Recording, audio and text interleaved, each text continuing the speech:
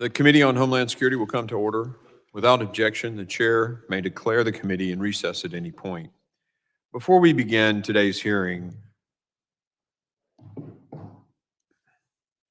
I would like to take a moment to recognize the loss of a friend to all of us on this committee, Congresswoman Sheila Jackson Lee.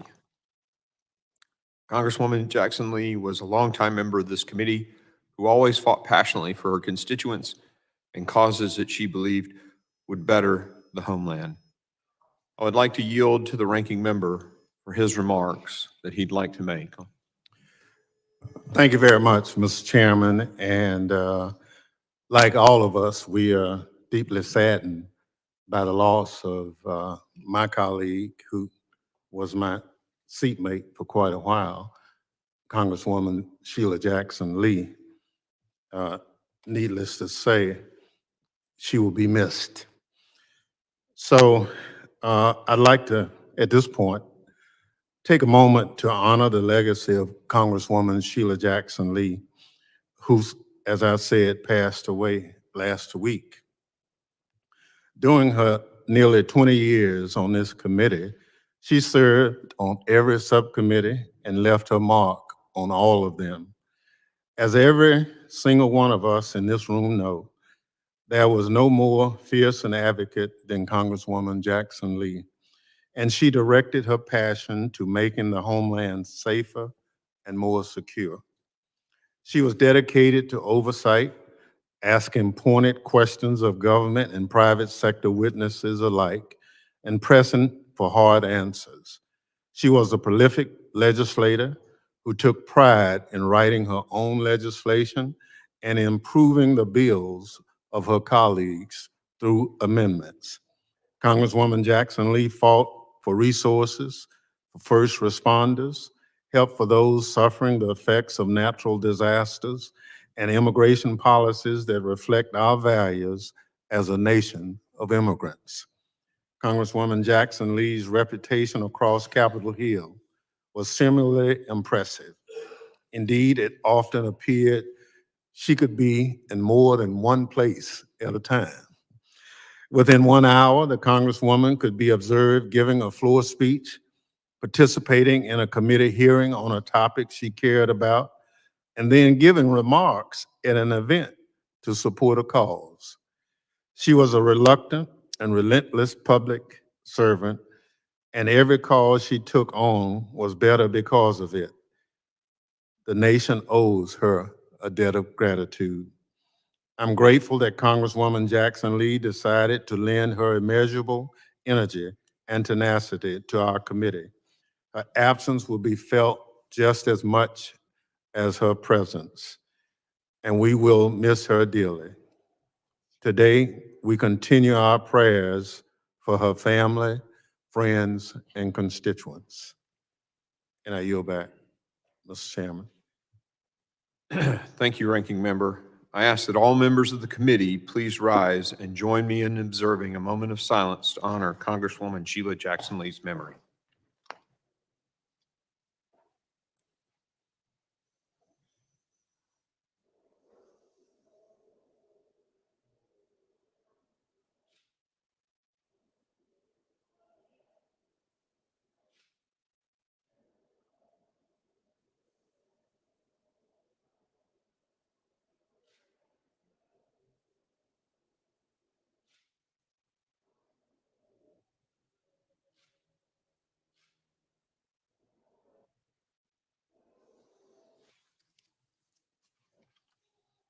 Thank you.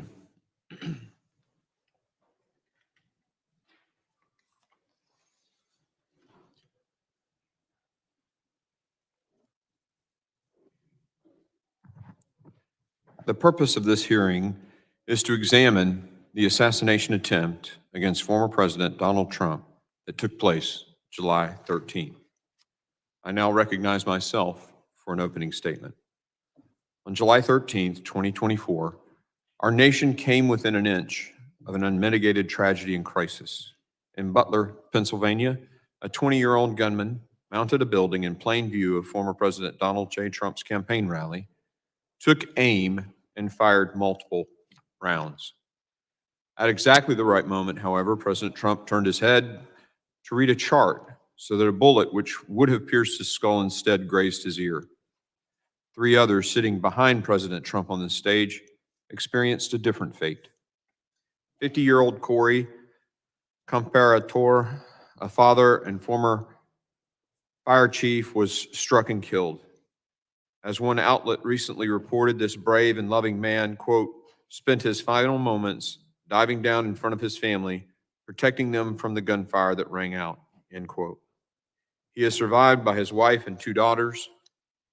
2 others, 57-year-old David Dutch and 74-year-old James Copenhaver, were seriously injured. I'd like to pause for a moment of silence in remembrance of Corey and in prayer for the recovery of David and James.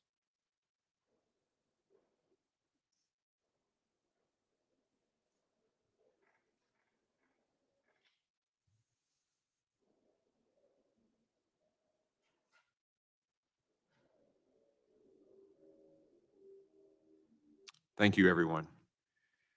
This failed attempt on President Trump's life demands urgent and comprehensive congressional oversight. We must understand how it happened to ensure that changes are made so this never happens again.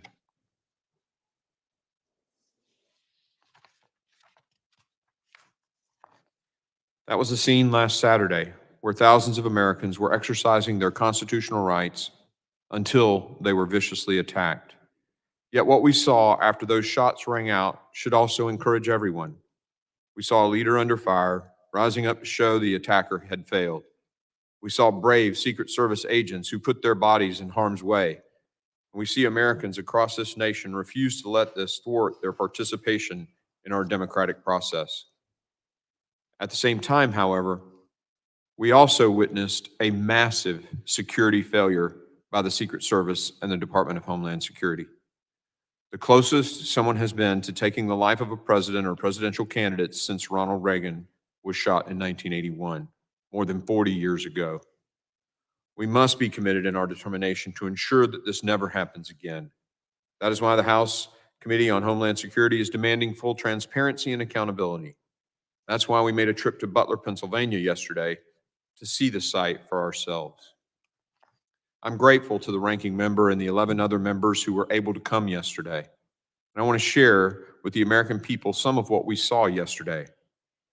I, for one, was struck by how close the unsecured building from which Thomas Crooks took his shot was to the stage where President Trump was standing. What we saw yesterday only raises more questions about how this roof was unsecured. And after several of our committee members climbed on the roof, let me tell you, any excuse about the roof being too steep to post a counter sniper team up there is pure nonsense. Protecting the President of the United States and presidential nominees is the Secret Service's mission. There can be no room for mistakes. Unfortunately, that was not the case here. In order to prevent a repeat of this, we must first thoroughly gather and assess the facts. And that's why we're here today. Most importantly, to obtain answers for the American people from officials in the best position to provide those answers. And like tens of millions of Americans, our list of questions is extensive. Why was the rooftop which the shooter fired multiple rounds not secured? Who made the decision not to post a counter sniper personnel on the roof or in a place better to cover the roof? Were warnings from private citizens in attendance about a shooter on top of the building heard by federal law enforcement? And if so, why was nothing done to respond? How did the shooter access the rooftop despite reported federal and local law enforcement presence in and around the building? Were there communication breakdowns that prevented law enforcement officials from effectively communicating with each other in response to alerts and threats? The shooter was spotted and designated as a suspicious person prior to President Trump taking the stage. Why wasn't President Trump moved to a secure location until the Secret Service could investigate? The shooter visited the rally site multiple times before the actual rally. Reports indicate he even flew a drone on a reconnaissance trip to the rally site on the day of the attack. Why wasn't the site secure? Following the rally, the Secret Service said that reports President Trump's security detail requested additional security resources were false. However, then backtracked and told the Washington Post and that the Secret Service had learned new information, indicating the Secret Service headquarters may have in fact denied some requests. Why and when were those requests denied? These are just some of the most pressing questions we have and expected to hear answers from Secretary Mayorkas and Director Wray and Director Cheadle.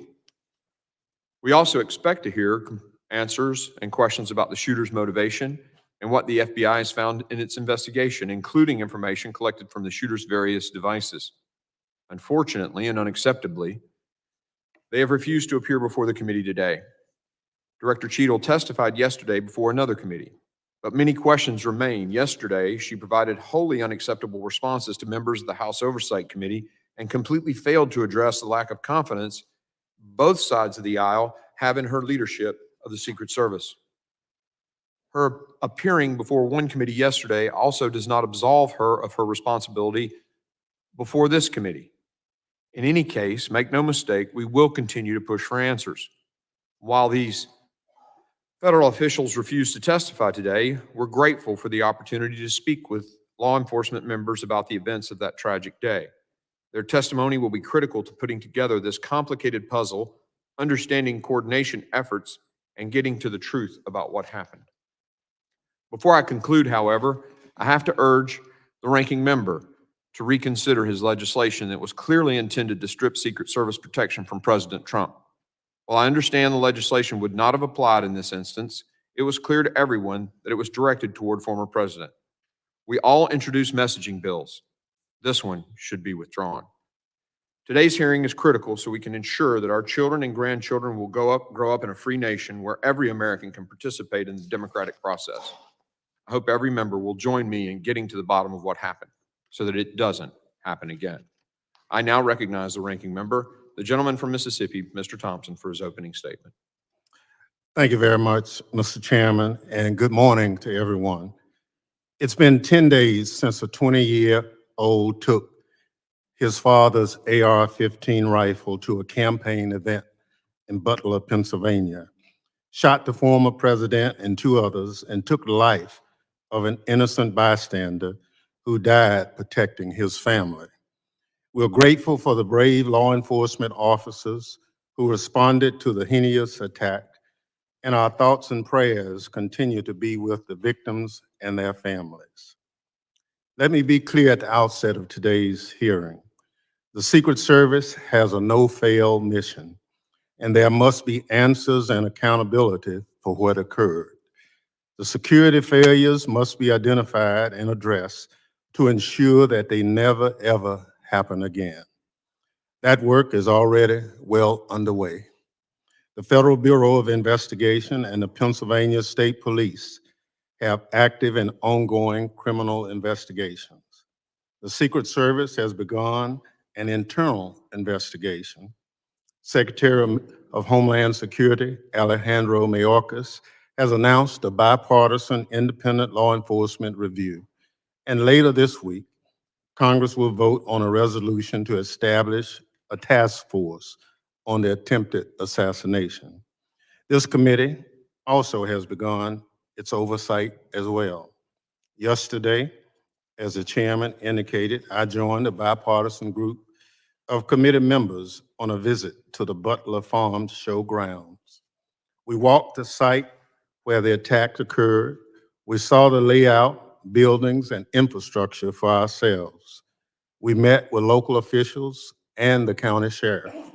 Today's hearing is the next step in our oversight, and I hope it will be a productive one in keeping with the seriousness of the issue at hand. We must understand what happened in Butler and take corrective action to ensure the security of every Secret Service protectee. I hope to hear from our witnesses today about how state and local law enforcement work with the Secret Service and other federal agencies at these events and where coordination and communication must be improved. While we can have policy differences as Americans, we must be united in condemning political violence in all its forms. There simply is no place for it in our democracy. The attempted assassination is another tragic example of the threat high-powered weapons like the AR-15 pose to our communities and to police officers trying to keep us safe. These weapons have killed regular Americans from all walks of life. Concert goers, church goers, movie goers, grocery shoppers, workers, and yes, even school children. I'm an avid hunter and law-abiding gun owner, but believe strongly that we must do more to keep these weapons off our streets and out of the wrong hands. As we continue our oversight of the events of July 13th, I hope the committee will work at the terrible toll that these weapons are taking and look at them and make some kind of policy decisions to keep them out of the hands of a lot of people who don't deserve them. They are military-style weapons. We use them to, our men and women, to defend people on the battlefield. Our neighborhoods and our communities are not battlefields. Mr. Chairman, I thank you for holding this hearing and the witnesses for being here today. With that, I yield back. The gentleman yields. Other members of the committee are reminded that opening statements may be submitted for the record, and without objection, the gentleman from Pennsylvania, Mr. Kelly, is permitted to sit on the dais and ask questions to the witnesses. I will say that votes just got called, and so what we'll do is let our witnesses do each of their 5 minutes, then we'll go into recess and come back with questions following our vote series. Does that sound good to you, Ranking Member? I'm pleased to have an important panel of witnesses before us today. I ask that our witnesses please rise and raise their right hand. Do you solemnly swear that the testimony you will give before the Committee on Homeland Security of the United States of Representatives will be the truth, the whole truth, and nothing but the truth, so help you God? You may be seated. Let the record reflect that the witnesses have answered in the affirmative. I would now like to formally introduce our witnesses. Colonel Christopher Paris serves as the Commissioner for the Pennsylvania State Police. In this role, he exercises command, administrative, and fiscal authority over the Pennsylvania State Police, the 10th largest police agency in the United States. Commissioner Paris has served in the Pennsylvania State Police since his enlistment in 1999. Thank you for the support getting to the site yesterday. Mr. Patrick Yoes currently serves as the President, National Fraternal Order of Police. In this role, Mr. Yoes leads the order and its more than 367,000 law enforcement members in representing police officers and the profession. Prior to taking his current role, Mr. Yoes served an impressive 36 years as an active law enforcement officer. I thank the witnesses for being here today, and I now recognize Colonel Paris for 5 minutes to summarize his opening statement. Chairman Green, Ranking Member Thompson, Homeland Security Committee members, good morning. I am Colonel Christopher Paris, Commissioner of the Pennsylvania State Police. I would like to take this opportunity to offer our condolences on the passing of Congresswoman Lee. I would also like to take this opportunity to express our condolences to the Comparator family and offer our continued prayers to Mr. Dutch, Mr. Copenhaver, as well as former President Trump as they continue to recover. I'm humbled to be here today and testify about a tragic incident which has deeply impacted the Butler community, the Commonwealth of Pennsylvania, and our nation. I would like to dedicate my testimony here today to the approximately 6,400 women and men, civilian and enlisted, of the PSP who work tirelessly for Pennsylvania, and it is my honor to lead them. I'd like to offer a perspective that this is very much an ongoing, complex, and dynamic investigation. And each day, as we arrive at day 10 today, I learn multiple new facts as we uncover new information as the investigation progresses. I'd like to offer a point of clarification affirmatively about PSP's role. Prior to the shooting, our role was to support the Secret Service with personnel and assets that they requested.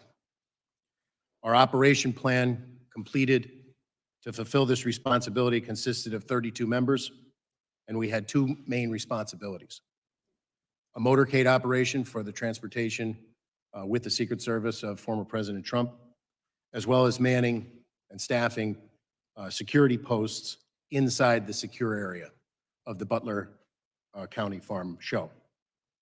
Additionally, we provided 2 marked cars with uniformed troopers outside of the secure perimeter to provide roving duties, as the name implies, responding to incidents that may occur as a large gathering of people were moving to the venue. After the shooting, very early after the shooting, I had a conversation with the FBI, wherein the FBI is the responsible investigating agency for the attempted assassination of a former president under federal law.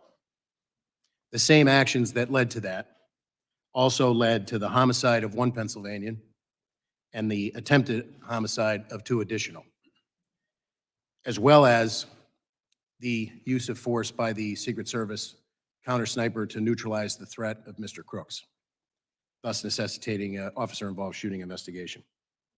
So the PSP currently is conducting a criminal investigation parallel to and in concert with the FBI to identify any and all parties criminally culpable under Pennsylvania state law for the homicide and for the attempted homicides. And as I said, we are additionally conducting an investigation into the U.S. Secret Service counter sniper who neutralized the threat posed by Crooks after he opened fire. I've been recently briefed about the Department of Homeland Security's commissioned after action report.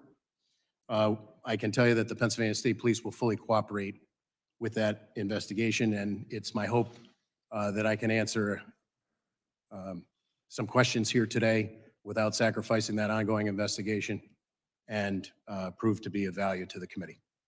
Thank you very much. Thank you, Colonel Paris. I now recognize Mr. Yoes for 5 minutes to summarize his opening statement. Good morning, Chairman Green, Representative Thompson, and distinguished members of the House Committee on Homeland Security. My name is Patrick Yoes, and I'm the National President of the Fraternal Order of Police, the nation's oldest and largest law enforcement labor organization.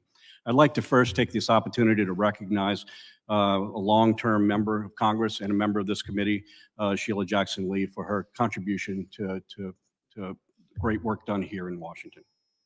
I want to thank you for providing me with an opportunity to appear before you today on behalf of the 377,000 members of the Fraternal Order of Police as this committee examines the attempted assassination of former President Donald Trump just 10 days ago. Before I begin my testimony, I want to express my admiration for the Secret Service agents who jumped into action and protected the former president. Rarely does the public witness just how selfless these agents are, placing themselves between flying bullets and their protectee.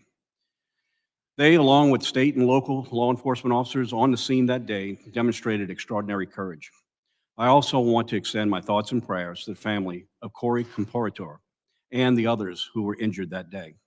My testimony today will not be specific to the attempted assassination of President Trump. Instead, I hope to provide a perspective of state and local law enforcement when providing support and assistance to these events.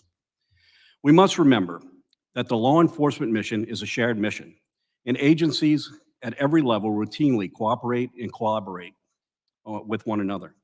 Law enforcement in our country is highly decentralized, with more than 90% of services provided by state and local agencies through more than 18,000 different jurisdictions.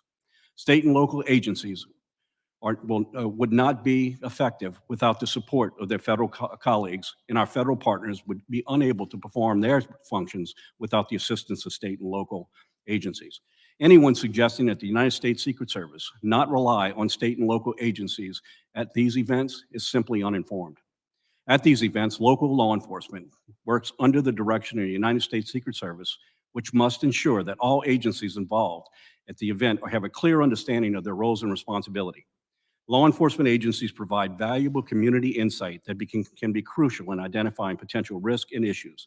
They contribute resources, personnel, and support that augments the capabilities of the U.S. Secret Service to ensure that there's adequate staffing and all contingencies are covered. Local law enforcement should be part of the command post and communications center to facilitate real-time information sharing and rapid response to emerging situations. This collaborative planning process ensures that all potential risks are identified and mitigated, and that local officers are fully integrated into timely and coordinated responses. Our presence is a vital part of the security matrix, but the United States Secret Service ultimately is responsible and is the final arbiter of any security matters affecting their protectee and the public. Clear and constant communication between participating agencies and the United States Secret Service is crucial to ensure the security of the protectee and everyone at the event.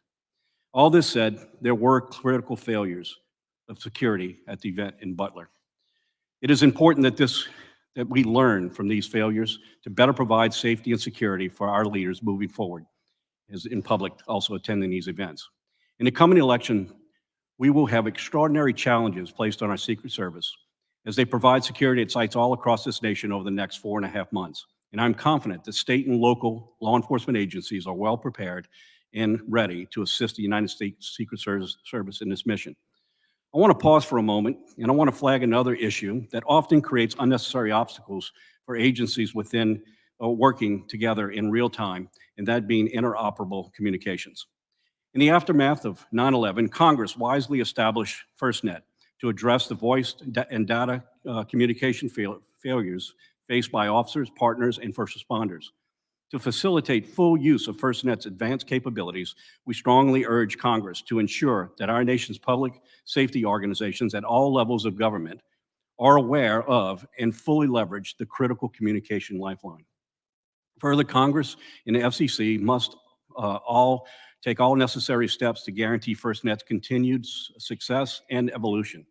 In conclusion, close collaboration between Secret Service and their advanced teams and in local law enforcement agencies provide indispensable support that ensures the safety and security of our nation's leaders and the public.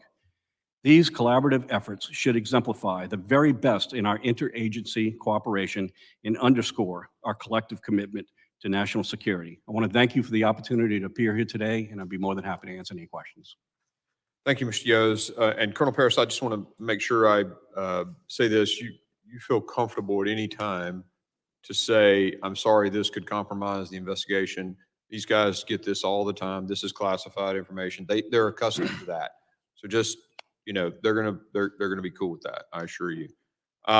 Members will be recognized by order of seniority when we come back from votes, but we will take a recess and return 10 minutes after the last vote.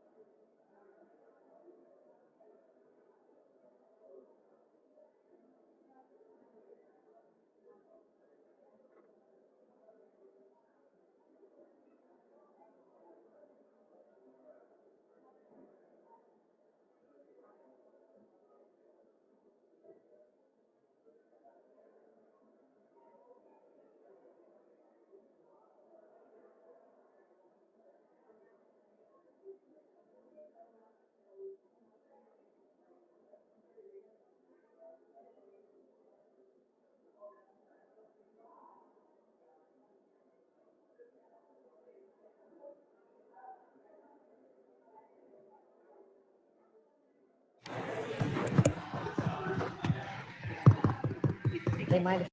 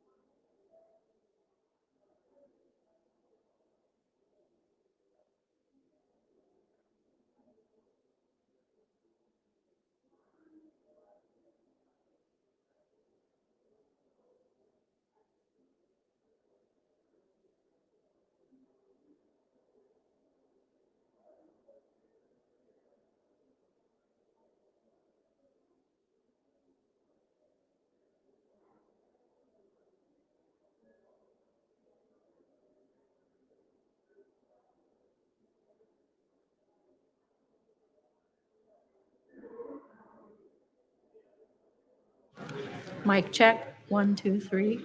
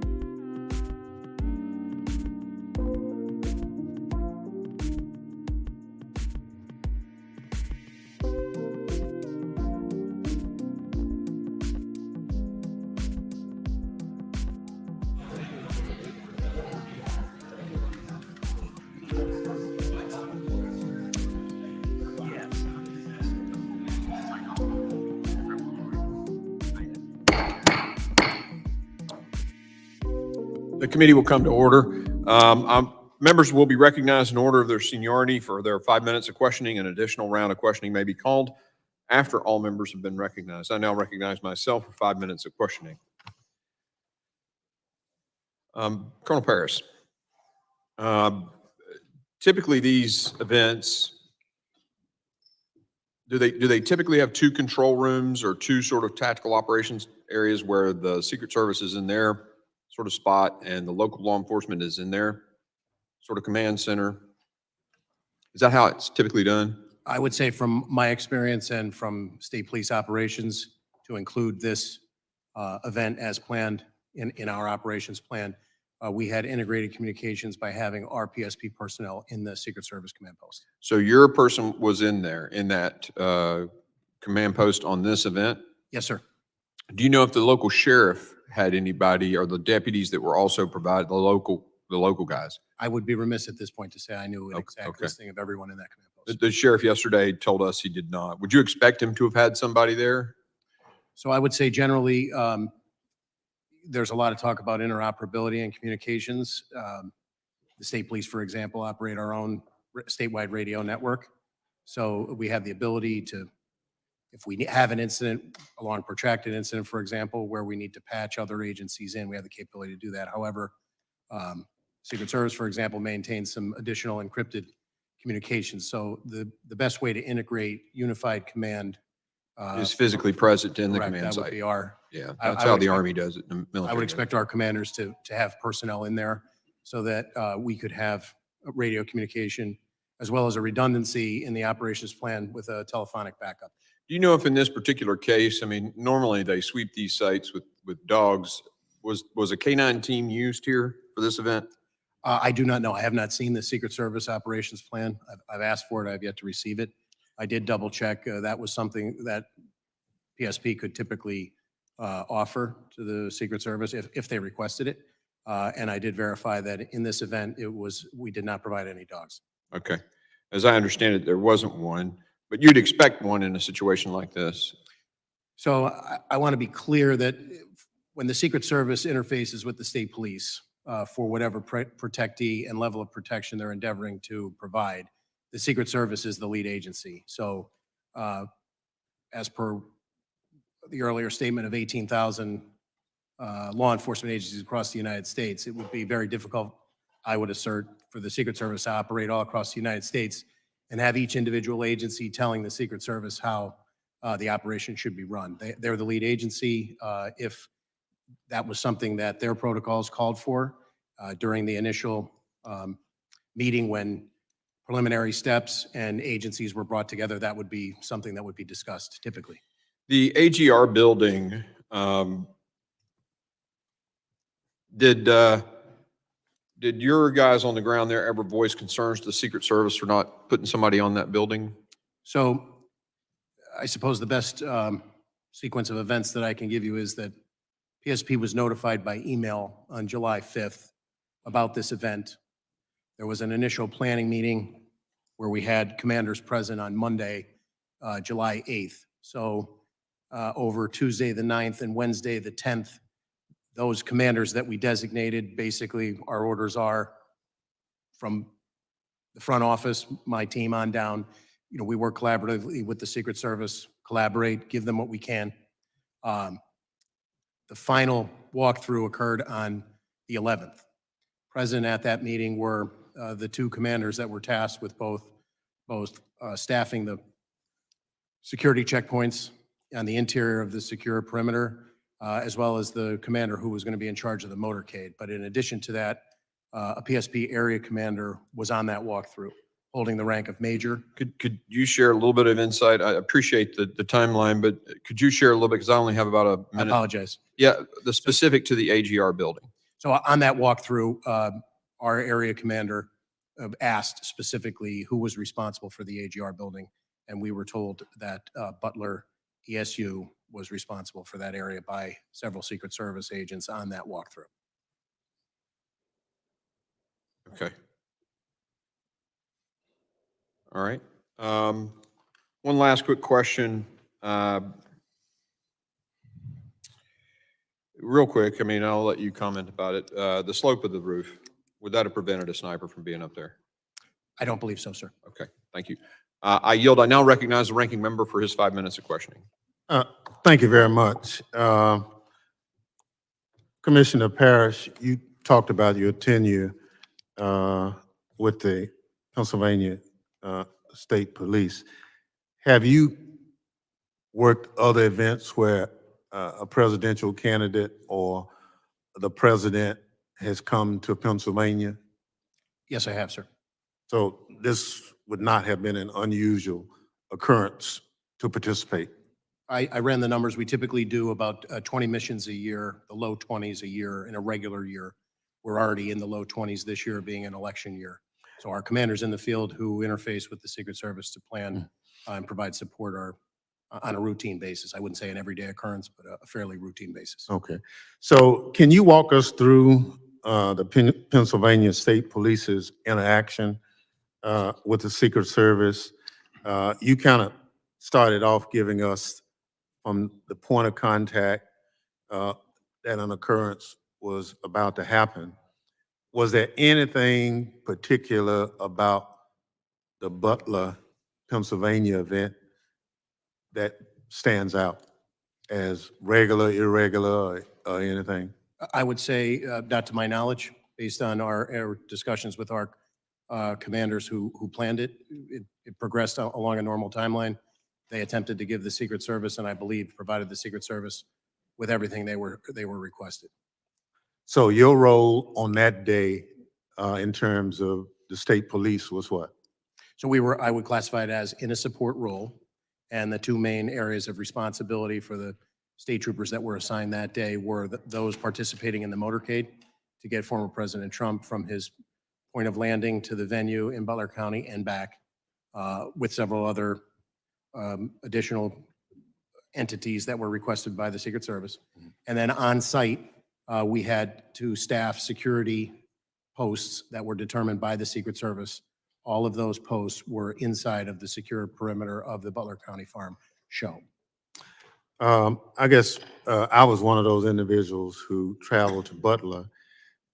Just for my information, have you had any interaction with the FBI or anything as they look into the investigation as to what you or your men observed on that day?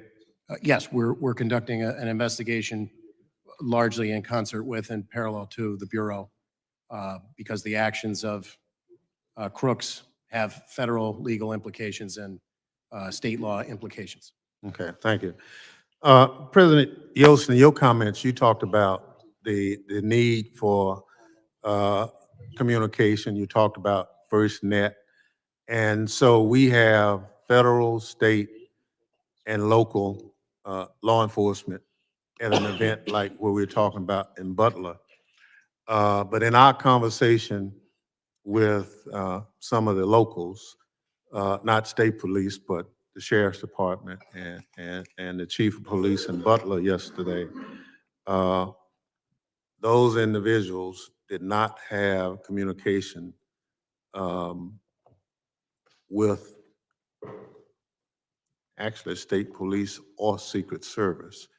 Would that, in your professional opinion, be a vulnerability for managing an event like this? Well, I think we can go back to 9/11 when we identified at that time that the interoperability of different agencies to be able to communicate really was a hindrance.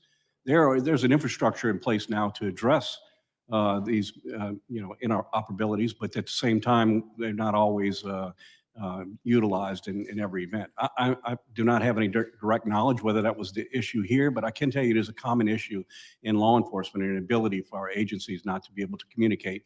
Not that the technology is not necessarily there, it's because that they're not always incorporated.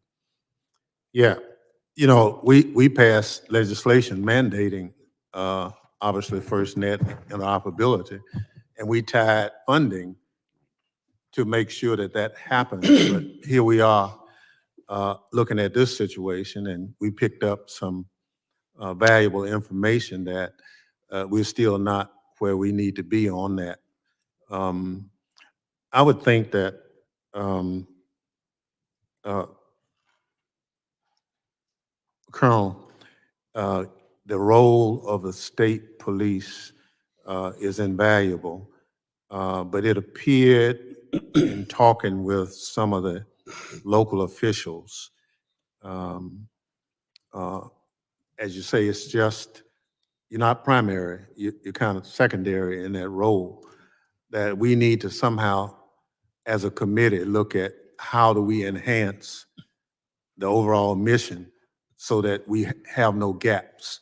So I look forward to the work of this committee, identifying the gaps, look at the after action review to close those gaps. So just to tell you one, Butler, Pennsylvania has no permitting process for events of that size. So you can announce it and hold it, and local government doesn't really have anything to do with it. And we were assured by local government that they would try to fix that. That they said we have to be more involved in events of this size, so that if this was not the best venue, then that permitting could have gotten engaged and suggested an alternate venue, those kind of things. So thank you very much. I yield back. The gentleman yields. I now recognize Chairman McCall for 5 minutes questioning. Thank you, Mr. Chairman. And I want to thank you for the site visit that we had at Butler, Pennsylvania yesterday. It was very eye-opening, educational. I agree with the ranking member's comments in terms of, after 9/11, after 9/11, connecting the dots and federal, state, and local working together was the answer.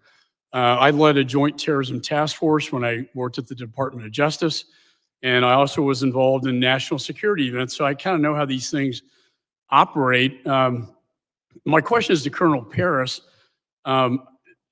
It's standard practice that the lead federal agency will come in and meet with the state and locals regarding the security plan before the event, prior to the event.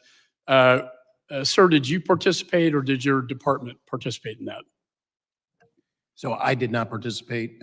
As I stated earlier, there were two commanders dedicated to those two primary roles, the motorcade and the staffing of the posts on site within the secure perimeter, as well as a state police area commander. So just as a way of background, our area commander that covers multiple troops in that area of the state, out of nearly 5,000 troopers, there are only 4 area commanders. So that major was present for the walkthrough on the 11th. And were your troopers assigned inside the perimeter or outside? Inside. Inside. And was With the the exception- outside within the jurisdiction of the local police? So just as a point of clarification, there were 2, on the operations plan, there were 2 marked cars that were assigned roving duties, which would primarily, as the name implies, be outside of the secure perimeter on roadways, responding to incidents that potentially could occur as a result of a congregation of that many people. But So we saw, we actually walked onto the roof where the sniper was. A clear, eyes-on, clear shot of the president. A tree blocked the Secret Service's view. This kid did some investigation. He had a drone out there days prior, got an aerial surveillance of the premises. And that position was probably the best position outside the perimeter, as far as I could tell. There was also a water tower that would have been a perfect spot for Secret Service. Were you aware of any presence of Secret Service in this water tower? I was not. And you're aware of what I'm talking about? I am familiar. I physically flew out there on Saturday the 13th. It was still very much an active crime scene, so I did not walk Okay. the roofs, but I did. On the adjacent building, we got a tour of that as well, where I believe the local police were positioned. There were 3 windows. The first one had a plain view of where the sniper would be. However, they were stationed in the second and third windows. Are you familiar with this at all? I am not, from the standpoint that I have not seen the Secret Service's operations plan, and our deference would be to them to assign Butler ESU Right. according And to. they were apparently local counter snipers Do you know if they should have been assigned to the rooftop?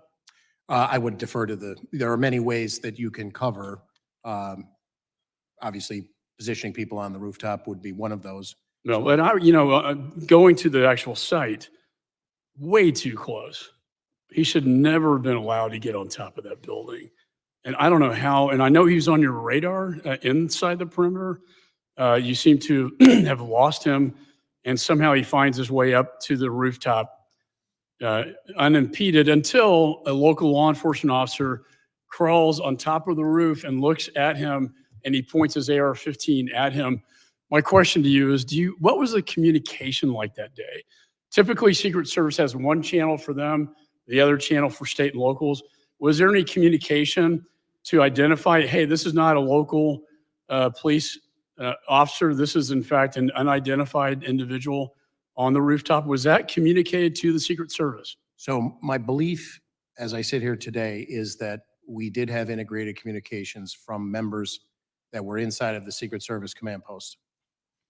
Completely deferential to the ongoing nature of the investigation. I have an understanding of a sequence of events, but I would like to draw a distinction between a sequence of events, meaning. So my theory is that they thought maybe he was an officer, but then they find out he's not. The thing I find interesting is that the counter sniper Secret Service, within seconds of the shots on the president, kills the suspect. That tells me he had him in his sights. Maybe he was not aware of who the individual was not identified. But I know within seconds after the shots were fired at the president, the threat was eliminated. Lastly, I just want to end with this. This was actually astonishing, and I want to get your confirmation. He had a detonation device with him, and 2 of his bombs were located in his car that was parked on the other side of the perimeter. Seems to me a good theory would be that he was going to kill the president and then detonate his car, causing a diversion, and then escape from the crime scene. Are you aware of any of this? I am aware of the presence of the device on his person. We were aware of that very early on, and that was a serious tactical consideration in the hours in the immediate aftermath as we worked that crime scene. But to your point about his ultimate theory or what his ultimate motivation was, that remains under investigation. And he had a rangefinder on him as well. That's a big red flag. I yield back. Gentleman yields. I now recognize the gentleman from California, Mr. Swalwell, for 5 minutes of questioning. Violence has never been the answer. And I thank both of you for your service in law enforcement and testifying today. Violence has never been the answer. Not on a certain day in January and not on a day in July. I remember I was 12 years old and my dad, I was on the way to school on a cold day in January, and my dad, who was a cop, stopped me as I was about to leave, and he wanted me to watch the television. His guy had just lost a presidential election, and some young kid from Arkansas was about to be sworn in as the new president of the United States. My dad was burned. He really liked George Bush. He did not like Bill Clinton. But he told me to stop and watch the television coverage of the inauguration because he said, look at that, son. He said, that's what makes us so special. My guy lost, this guy's getting sworn in, and not a shot has been fired. That's what makes us different. Violence has never been the answer. It's despicable that somebody thought they could take a shot at the former president and change the course of history. We don't know much about the political beliefs of this individual. We know he was a 20-year-old male, registered Republican, gun enthusiast, also had researched the DNC, also had researched President Biden, also had researched Leader Hakeem Jeffries. We don't know what led this madman to try and kill the former president. But it's despicable. And the people who went to that rally deserved to hear, without violence, the candidate that they were supporting. Commissioner Paris, I'm sorry this happened to your community. I'm sorry this happened to the person who died and the persons who've been wounded. I just want to understand, though, because we are a country that is armed to the teeth, how many firearms were within the perimeter, just by back of the envelope estimate? The only firearms of which I'm aware that were inside of the perimeter were those in the possession of law enforcement. And would you estimate that was hundreds or dozens? I would only feel comfortable not having seen the Secret Service operations plan about the PSP members that were inside of the perimeter. Okay. How many rounds did the shooter fire before he was killed? Do you know? I believe that the number is eight casings have been recovered. Okay. I also understand the emotions around this assassination attempt, but I am not going to allow some, and I say some, the chairman of this committee is a serious legislator who wants answers. Some are not. And some are trying to rewrite what has happened in our country over the last 8 years, erase what happened in this building on January 6th. One member of this body in Congress said the Republican district attorney in Butler County should immediately file charges against Joseph Biden for inciting assassination. Another said Congressman Scalise, Justice Kavanaugh, and now President Trump, for years, Democrats and their allies have recklessly stoked fears, calling President Trump and others threats to democracies. Another said Democrats and liberals in the media have called Trump a fascist. They've compared him to Hitler. They've tried to lock him up. A radical shift in what has really happened in our country. In fact, the former president's current vice presidential nominee is the one who said that Donald Trump might be America's Hitler, might be a cynical a-hole, cultural heroin he's responsible for, nauseous and reprehensible. I joined the chairman in seeking unity as the antidote to political violence. Unity as the antidote to political violence. But we're not going to erase and rewrite and allow some to reincarnate themselves as victims of what happened. We can't let this ever happen again. We must arm law enforcement and have better security perimeters. But in this country, violence has never been the answer. I yield back. Gentleman yields. I'll now recognize the Vice Chairman of the committee, Mr. Guest, for his 5 minutes. Mr. Guest, for his 5 minutes. Thank you, Mr. Chairman, and gentlemen, thank you for both being here today. You both classified as what happened on July 13th as critical failures. I would expand that and say it was a colossal failure. And I think you have both stated that the ultimate responsibility for what occurred that day falls upon the Secret Service. Colonel Paris, I know that your officers were there in a support role. You were following the operational plan set out by Secret Service. You testified that the primary responsibilities for your officers were motorcade and then the interior perimeter, and that you had 2 roving officers there, really just out there to provide support if necessary and called upon. You mentioned earlier that you went to the scene on the 13th, and thank you for going there and being a part of that. And you also testified earlier that you have not been provided the operational plan by the Secret Service. Is that correct? That's correct. We haven't received it yet. When did you request that? I'd have to go back and check in the earlier part of the investigation. That was just something that we asked for as a matter of course. We were not told no. We just, to date, have yet to receive it. And that would be important, would it not? If you're going to investigate what happened on that day, the operational plan, that is the starting point for all the events that later transpired. Is that correct? Well, I don't want to overstate the role of the state police here is to investigate the 3 Pennsylvanians that were shot and the use of force by the Secret Service counter sniper. To the extent that we need to know the sequence of events leading up to that, we obviously would like to know as much as we can, but it's not our role to do an after-action report on the secret. Well, but all the shootings occurred simultaneously. The same shot that struck President Trump, one of those shots killed one of your fellow citizens, and two others were injured. And so you can't separate the two. This is one investigation into a shooting that occurred in which one of your citizens were killed, two more were fatally injured, in which the president himself was struck. And so the fact that the Secret Service is stonewalling your investigation, that they're not providing you this information.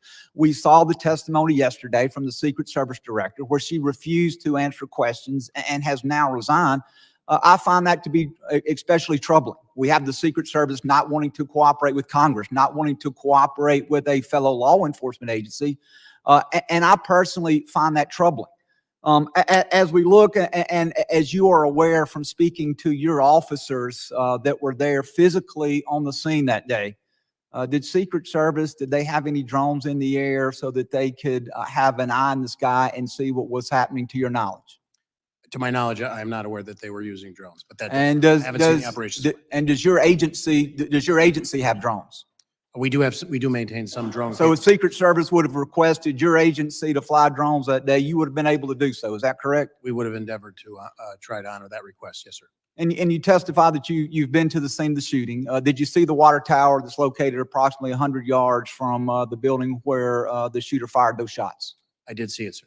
And would it have been possible to have put an officer, and again, that's not your responsibility to do that, that's the Secret Service's, but would it been possible to put an officer there looking down on the scene of the rally and the building where the shooter occurred? Would that have been something that would have been possible to do? Presuming that there's a way to access the water tower. I didn't walk over. I was probably several hundred yards away, so I can't say that I could. And if you had an officer up there, that would have provided you a strategic viewpoint of the events that were transpiring below, correct? I would agree. Tactics, height gives a tactical advantage. Yes, sir. And then I want to ask you also about the roof where the shooter was located. You said you didn't go on the roof, but you viewed the roof. Is that correct? Yes, sir. The Secret Service director, prior to her resignation, said that she did not put anybody on the roof because it had a sloped roof that would have created a safety concern. I was in Butler, Pennsylvania yesterday with many members of this committee. My fellow member, Carlos Jimenez, who is 70 years old, and I guess he doesn't mind me saying that since he has put that information out there. There's video of him easily traversing the roof, walking across the roof, and even though he is some 50 years older than the shooter. And so my question is, do you agree with the assessment of the former Secret Service director that the roof was so sloped that it created safety concerns? I can't agree with that statement, sir. All right. Thank you very much. I'm out of time and I yield back. Gentleman yields. I now recognize Mr. Correa for 5 minutes of questioning. Thank you, Mr. Chairman, and I want to thank you and the ranking member for putting together the trip to Butler yesterday. Good eye-opening trip. And Colonel Paris, thank you for hosting us out there. I certainly hope that the Secret Service does cooperate with us in our investigation as to what went wrong. Secret Service has to be 100% correct all the time. There's small force, 2,300 plus maybe 1,300. So you local, state, local police officers are the force multiplier. And to hear you say that miscommunication was an element here is unacceptable. We talked earlier to the fact that FirstNet was put together post 9/11. It's a little bit over 20 years ago. And to hear that we still don't have the technology for people on the ground to talk with each other is of concern. It's even of greater concern to me when I was taking a tour of that farm in Butler, Pennsylvania yesterday. I had local law enforcement officers, local electeds coming to me, whispering to me, there's more here to the story. We need to talk about what actually happened.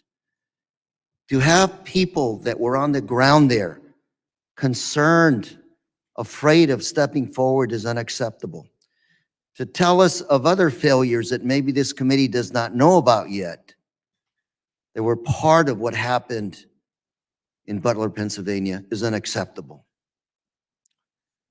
I asked one of the officers, safety officers, could you talk to the Secret Service? Said, no, we can't communicate. Took us 15 minutes to communicate with them. Local elected official who said, I have other stories that I need to talk to you about when you have a moment. Ladies and gentlemen, we're 4.5 months away from this election. Pennsylvania is a battleground state. You will have these kinds of events again. And to know that we don't have the facts, let alone execute a plan to fix the holes, is unacceptable to our democracy and to our country. We can talk about the facts. The facts are a lot of things went wrong. Let's talk about how to fix it. Fix it now. I think we start with accepting the fact that things went wrong and that we need more resources. Colonel Paris, your volunteers, your officers that you put on the line to help the Secret Service, are they actually compensated somewhere for their overtime, their extra time they're out there? They're in a paid status, yes. They're not, we assign them to those duties, and if they incur overtime as a result of the contract, the contractual bargaining agreement, we pay them. So let me ask you something in the minute and a half I have left. One of the local officers there, after we spoke a while, I said, well, let me summarize what you just told me. You're asking me who's in charge. And he asked me, yeah, I want to know who's in charge. I said, well, let's talk some more. And he said, Lou, we don't know if it's the campaign or the Secret Service that's in charge here. Said, if I called for a row of dump trucks to be put up behind the stand, it wouldn't happen because the optics would not be good for a campaign rally. I want to know who is in charge protecting our national candidates. And Mr. Chairman, I'd like to see if we can ask those tough questions. This is not a Democrat or Republican issue. This is about trying to come up with some rules, protocol to make sure this does not happen again. After the events, we can sit here, we can point fingers at each other and talk about partisanship. It's not going to fix our democracy or electoral system. Mr. Chairman, I do hope we go back and talk to a lot of those folks who are not here today, who wanted to talk, who weren't invited, and a lot of people, even if we invite them, are not going to talk. Because frankly speaking, they want to keep their heads down as the shooting continues. Thank you, Mr. Chairman, and I yield.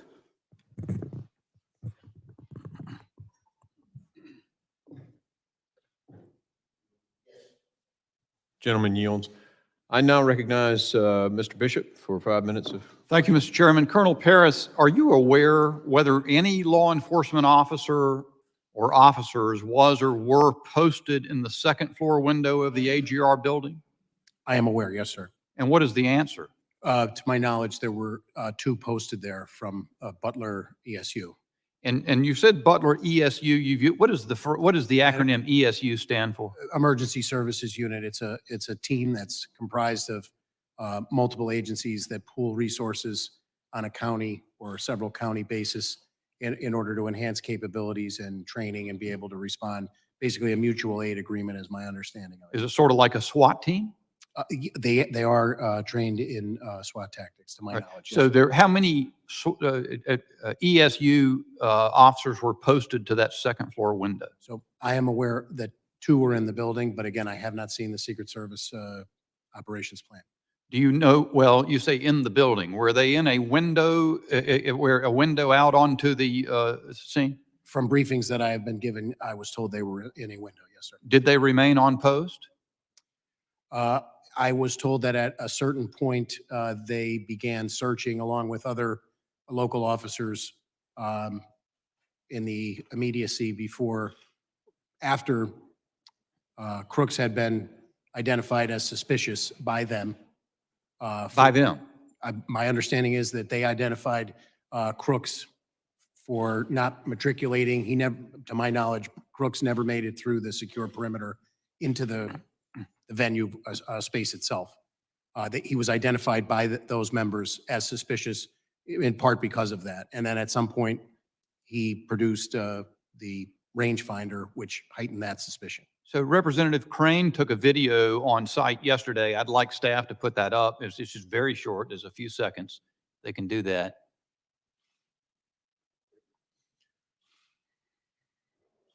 If I understand correctly, this is from the second story window of the AGR building. You can see that window comes out from the sash and swings out to the right. There's an aerial photo right after Crooks was killed, where Crooks's body's on the roof, and that window was open. Was it from this vantage point that those ESU officers spotted Crooks? I don't know that particular window, but my understanding is from a second story window is where he was initially spotted. Okay, so and are you then saying that, to your knowledge, those ESU officers left the location where they could look out the window to go in search of this person? That is my understanding. Sometime before the time between the time he was spotted on the ground and identified as someone suspicious until the shooting, they had left that post to go look for him. Is that what you're saying? My understanding is yes, along with other municipal officers that responded to that area. And that's based on interviews that we've conducted. And I want to be very clear that I don't want to establish a timeline minute by minute because we don't have that yet. I think that's revelatory. I haven't heard that information. I did hear before that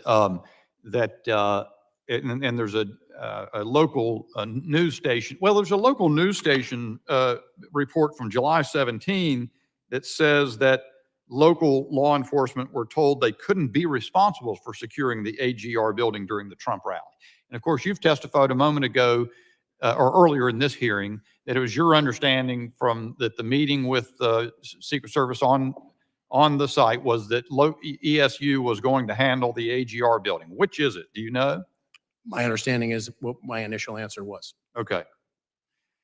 You also, in response to Mr. McCall, you started to say something. You were saying that you did have integrated comms, and you were saying you were deferring to the ongoing investigation, but you have an understanding of the sequence, and then he cut you off and went on to another question. Do you know what you were about to say? Do you remember that?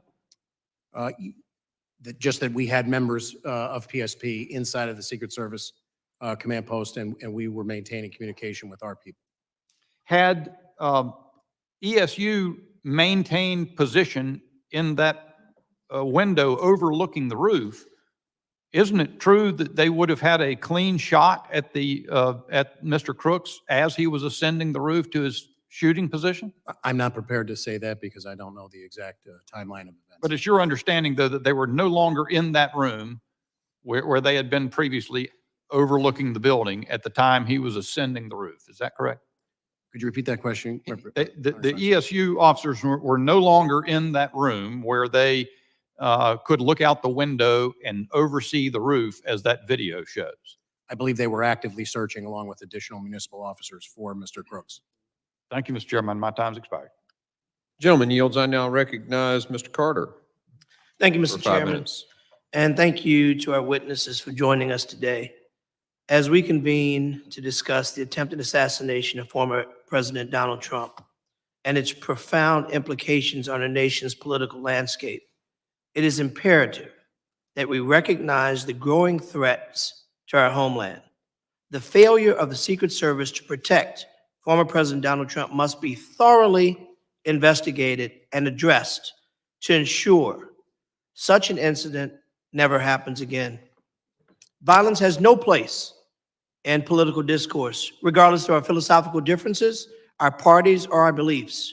We must stand united against such actions and uphold the principles of democracy and respect.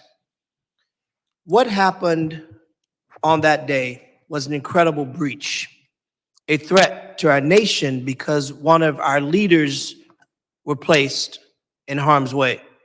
Secret Service has a principal role, and that is to provide protection for our party leaders, whether they're Republican, Democrat, or other, whether they are someone that we agree with or someone we disagree with.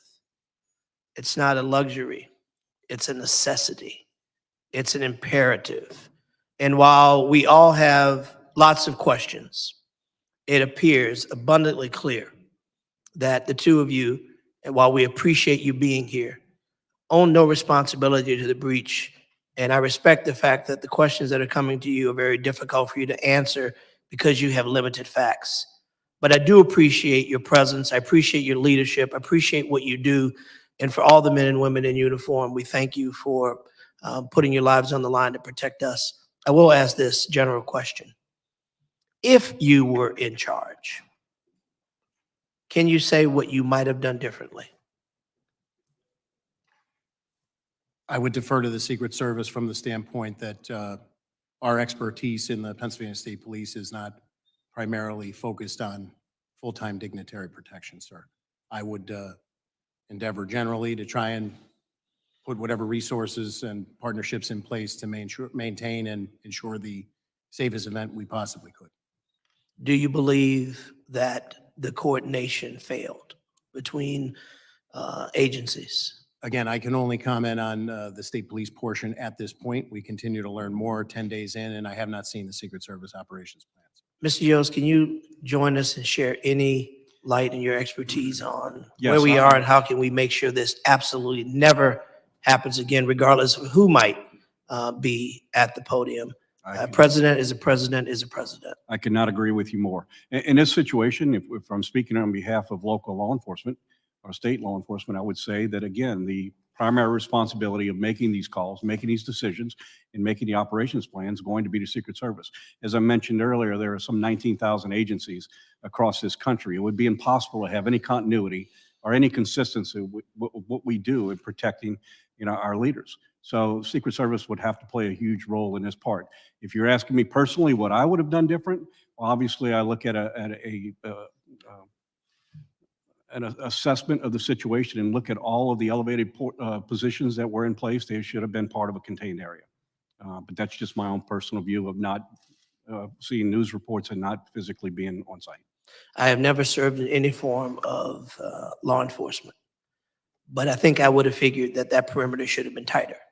I think I could have figured out that there's no way that that building where the shooter sat, laid, and aimed should not have had snipers on top of it as well, negating any opportunity for a shooter to be there. Notwithstanding that there should have been a sweep of the area, we should have had our people on that building as a point of view for our former president. And as I said, a president, a president, a president, a former president, a former president, former president, a cabinet secretary, a leader. We deserve to have answers to these questions, because when we don't have answers, those who would rather divide and create theater by saying things that aren't true and they know aren't true, distorting facts and trying to suggest that somehow people played an active role. Listen, the American people deserve the truth.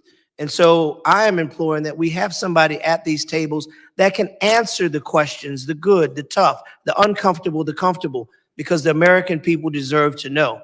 This is something that should have never happened. And we as a committee, in a most bipartisan fashion, should stand together to make sure that we send a message always, that we will always protect our leaders, whether we agree with them or not. Mr. Chairman, I yield. The gentleman yields. I now recognize the gentleman from Florida, Mr. Jimenez, for 5 minutes of questioning. Thank you, Mr. Chairman. Colonel Paris, you said the United States Secret Service, Penn State Police was there, Butler ESU was there. Any other law enforcement agency there? According to the operations plan that PSP put together, there were elements from Butler County Sheriff. Deputy sheriffs were on some of those interior posts, and thus they were on our. I just need the answer. I apologize. There are one additional ones that I could name would be Butler County Sheriffs were in our operations plan. Pittsburgh City Police provided assets to the motorcade, and I believe Allegheny County Police also. You said that you were in the Incident Command Center, that your agency was in the Incident Command Center with the Secret Service. Yes, sir. Well, all the other agencies in that command center? I believe that some of those agencies were represented, but I can't definitively tell you. We need to find the answer to that. It was Butler ESU in that command center? I was told at one point that there was a representative in there. How long and over what period, I'm not sure. I'm aware of 3. So the agency that's in charge of the outside perimeter, actually the agency in charge of the greatest threat. Because when you stand at the podium, and I stood there, and when you look, all you had to do is look around. There's the greatest threat right there. It's 100 yards away. It's elevated, direct line of fire to the president. I stood on that roof.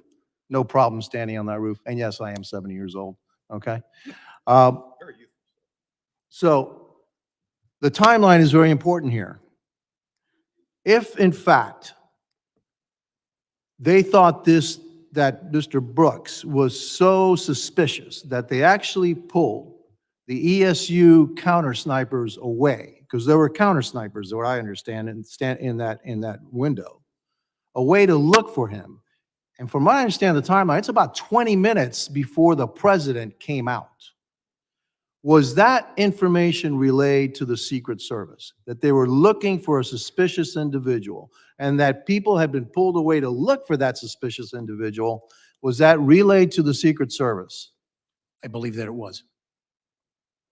And was that relayed to the Secret Service, the team that surrounds the president himself? I can't answer that. Well, if it wasn't, that's another big mess up. And I can tell you, this is just one of a bunch of mess ups that I've seen. One of them, question that I have is, why in the world was that team from ESU in the building to begin with? Why weren't they on a rooftop? And it was a hot day, right? And so that's another question that I'm going to, why were you assigned inside a building when you have a little window, it's like this big, right? And your line of sight out of that window, unless you stick your head out of the window, is pretty limited, your view. So why were you inside, not outside? Who said for them to be inside and not outside? What did the Secret Service tell you were inside the perimeter, right? Yes. For the most part, You're saying you were yes. inside the perimeter. Me personally, or the? No, I'm saying your agency was inside Yes. the perimeter. But actually the biggest threat was outside the perimeter.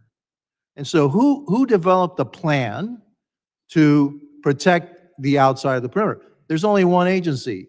That's the United States Secret Service. Because you really can't ask the local agency to do that because they're not in the business of dignitary protection. They don't do it all the time. You don't do it all the time. They do it all the time. So, Mr. Chairman, we're going to need those other agencies to come in. We need a timeline. Who said what to who, and what the action that was taken. You know, one thing that I noticed in another video, and I've got to find out if it's true, and it appears to be true, is that the snipers on the south side reposition to look to the north side. And I want to know what the timeline for that was. How far in advance were the snipers, the counter snipers on the south side told, hey, you need to look at a threat on the north side? And how much time was there between that and then the shots being fired? Do you have any information on that? I do not have a specific timeline. Okay, and those are that's the information that we need. It's not unusual to have people on different frequencies. Actually, you have to because you have so many people, but you have to have everybody in the same place so they communicate with each other. So we need to know if everybody that was in charge or had responsibility for protecting not only the interior perimeter, but outside the perimeter, if they were all in that incident command center. And if they weren't, that's a huge problem too. Thank you. Now you back. Gentleman yields. I now recognize Mr. Magaziner for 5 minutes from Rhode Island. Thank you, Mr. Chairman. And first, I just want to join my colleagues from both sides of the aisle earlier who recognize the tremendous legacy of our colleague, Sheila Jackson Lee, who, I feel very fortunate to have had even just a year and a half to work with on this committee. She always came prepared. She was diligent. She brought empathy and was a great example to us newer members. So I'm very grateful for her legacy, and I know it will live on for a long time to come. And I also join my colleagues on both sides in condemning the assassination attempt on former President Trump and condemn all acts of violence. Violence is not the answer. Our condolences go out to the family of Corey Comparator and all who were injured and traumatized by what occurred that day. And, you know, I think about the children who were at that event and had to witness that. And that is something they will carry with them for the rest of their lives. We don't know the motivation of the shooter at this time, but I remain concerned by the rising tide of political violence and domestic violent extremism in this country, which impacts all of us. This is something that some of us have been talking about a lot in this committee. In 2023, the U.S. Capitol Police investigated more than 8,000 cases of direct threats against members of Congress, a tenfold increase from 2015. And so I ask everyone, take down the rhetoric, remove violent rhetoric from our political discourse. Remember, as President Lincoln said, that we are not enemies but friends, and we have to appeal to the better angels of our nature. And yes, we have to make sure that this never happens again. It is welcome news that the director of the Secret Service has resigned, but if we say that that is enough, then we're not doing our jobs. We need to understand what protocols, policies, resources need to be changed, if any, to make sure this does not happen again. Colonel, I wanted to ask, I imagine the Pennsylvania State Police deals with lots of events like this, right? You have lots of political events, big events, Secret Service protectees who come in and out of Pennsylvania. So can you just help us understand, is it unusual to have such a small perimeter around an outdoor event like this one? I would say that we routinely, as a matter of course, exercise deference to the Secret Service to set the perimeter for an event like this based on the protectee. Yeah, I think it's important to note that Pennsylvania is a state where anyone 18 and above can carry a firearm like an AR-15 without a license. It's an open carry state. And so my second question is, outside of that perimeter, were there any controls in place or any, legal tools that you had at your disposal if an individual with a firearm had been spotted, again, within 300, 400 yards of the former president? I would defer to the Secret Service. I haven't seen their operations plan, sir. Right, but you as state police and then also the Butler local police who were responsible for areas outside of the perimeter, if this individual had been spotted earlier with a firearm because it is an open carry state, what legal tools would you have had at your disposal? So we would have responded and attempted to make contact and ascertain what the person was doing there and what their activity was. Yeah. So a number of us have asked questions about lines of communication, and I think that's important, right? Because to the layperson at home, what we're trying to understand is if this individual was spotted on the roof, as he appears to have been well over a minute before the shooting, did the local officers who spotted him know how to radio into the command center? Was that information relayed? And then was it in turn relayed to the Secret Service? This question has been asked a few different times, but can you tell the public what you know about whether local officers outside the perimeter knew how to radio in a suspected threat, whether there was an individual in the command center who was receiving those calls and communicating them to the Secret Service? So I do know that Butler County set up a command post on the site itself, along with the Secret Service's command post, but they were not located in the same building. The exact communication between municipal officers and that command post or the county dispatch that they would rely on. The state police have our own statewide dispatching. We can communicate with the dispatching centers telephonically and through electronic means, but we maintain separate dispatching systems. So I would defer to So the locals were not included in the Secret Service command center. The state police was or was not? the PSP. I can assure you the PSP was in there. Additional people, I was briefed on one occasion that there was a representative from Butler ESU that was in there. When they were in there, and the length is not really a focus at this point of our investigation into the homicide and the attempted 2 homicides, as well as the officer-involved shooting. So that sequence of events has come up pursuant to us investigating that, but I am very remiss to give you a minute-by-minute timeline and what the communications were. Thank you. I yield back.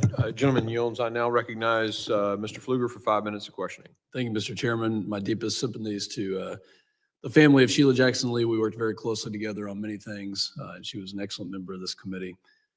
I agree with my colleague, Mr. Carter, when he talked about Americans deserve the truth. I absolutely agree with that. And also Mr. Magaziner talking about Republicans and Democrats working together on the oversight. Imagine if we worked together, the transparency that we could have on so many other issues that are going on right now. And I believe that that is possible for us to do. Thank you both for being here. Colonel Paris, was it clear to you, when we talk about rules of engagement, deconfliction plans, the assignments of which law enforcement agency will cover which section, did you have concerns prior to the president coming on stage? And if so, did you voice those concerns to the Secret Service?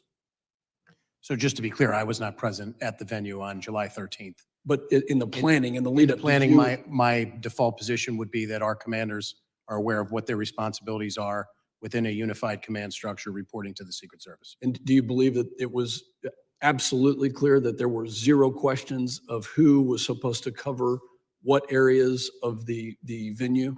I can only comment to our responsibilities, and I believe our responsibilities were delineated to us, and I believe we met or exceeded those responsibilities based on everything that I know as I sit here 10 days in. I think there's still a lot of questions regarding the plan, you know. Agreed. And this is always in any sort of protection assignment, that's always the hardest thing. Who are friendly assets? Who could be a vulnerable hostile actor? Who displays hostile intent, hostile act? I think it's clear there was a failure, and we definitely want to get to the bottom of it.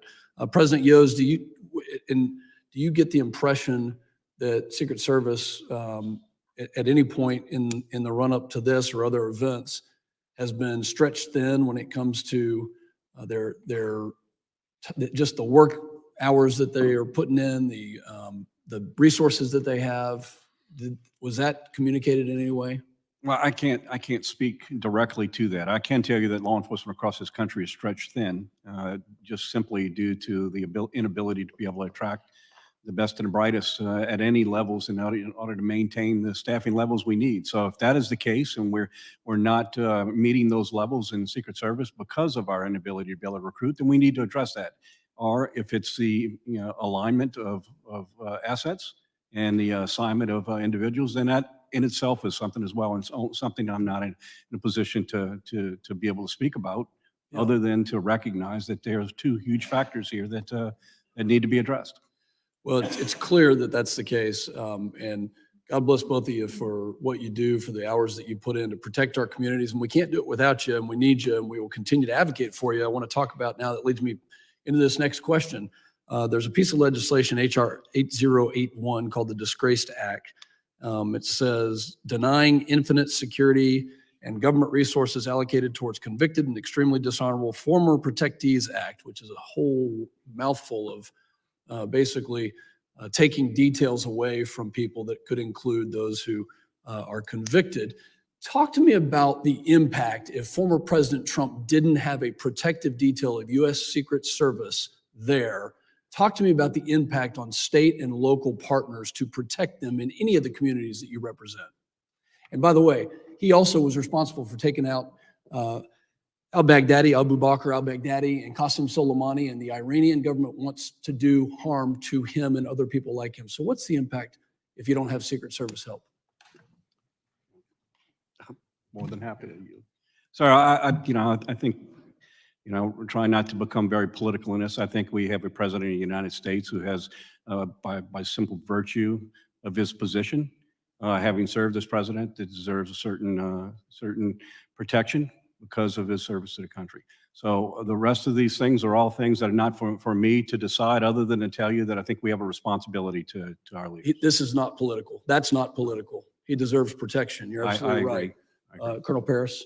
I would just echo that my understanding is it's a federal statute that creates the Secret Service and tasks them with those responsibilities. So to contemplate a different paradigm, I would reflect back to the legislature to contemplate If something. he was denied a protective detail in Pennsylvania this past week, the weekend prior, what would that have done to your local resources to protect him adequately? I think the removal of any resource inherently makes the burden on the surrounding resources that would have been committed somewhat additional. Thank you. Mr. Chairman, I yield back. Gentleman yields. Point of order. Point of order. Gentleman's recognized. So I appreciate the gentleman's question, but let me put it another way to the witnesses. The reference legislation. Mr. Ranking Member, I mean, a question to the witness would be someone yielding Yeah. to you. A point of order, I'm allowing you to make a point of Thank order. you. Well, the point of order is if you read the bill, it says that if you are a convicted felon and found and sentenced by a judge, Mr. Chairman. then you would not be, that's my point of order, that you would not have service. You have to be a convicted felon and sentenced. Now, at the time the bill was filed, nobody who was a protectee was a convicted felon. But if those who are lawyers here know that once you are a convicted felon and sentenced, you are remanded the custody of that particular law enforcement agency for custody. I think it's an anomaly to try to say that the Secret Service would have to protect a felon in jail, a convicted felon. So this whole notion about my legislation, I just say to the gentleman, if you read it, it says you have to be a convicted felon and sentenced. Now, we're not there. The conjecture, you can do whatever you want. But let me be clear about the bill. Republicans have made a lot of hay about the bill, saying it's about former President Trump and would take away his security. That just is not true. The bill doesn't mention former Trump, President Trump, and it would not have affected security at this tragic event. The bill talks about any Secret Service protectee who is convicted of a felony and sentenced to serve jail time. And it does not take away security. The bill makes clear that when a protectee is sentenced and remanded to the custody of prison officials, the Secret Service is able to hand off the prisoner in an orderly fashion, and that Secret Service agents aren't forced to become correctional officers too. That's the legislation. That's all it says. For the record, we can go back to. The gentleman will need to get to his point of order. And Well, point of so we can order move on. is, the line of question is inconsistent with the legislation. And it does not say on that day, former President Trump would have been without Secret Service protection. He is not sentenced. If he's not sentenced, he will still have the protection. Plain and simple. So you yield on your point of order, Mr. Ranking Member? You did, okay. I want to make a point of order then as well. And, a lot of times we hear from both sides of the aisle about rhetoric and how rhetoric and the things we do in messaging bills that we do shapes discussion, impacts people. And first, my point of order is prison isn't necessarily a safer place. You can ask Mr. Epstein's family about that. And so to suggest that somehow you'd have the security necessary in a prison, I think is just not an accurate statement. In terms of, I agree with the ranking member that his bill did say that that it would not apply in this particular case.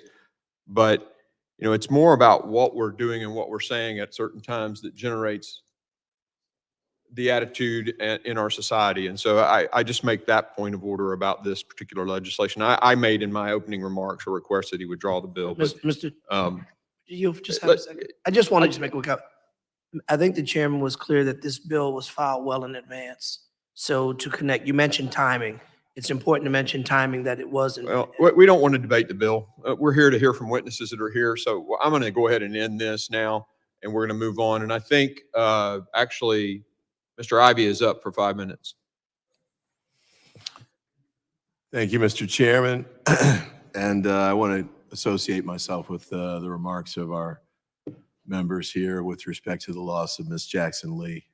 It's with deep sadness that I feel her loss. I share not only this committee with her, but on the Judiciary Committee as well. And she was insightful and inspirational in the way she handled herself and her role here in Congress.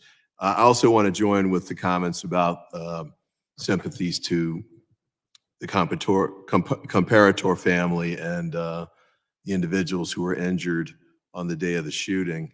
And I want to thank the chair for taking us up to Butler yesterday. My only regret about it was that it was too quick.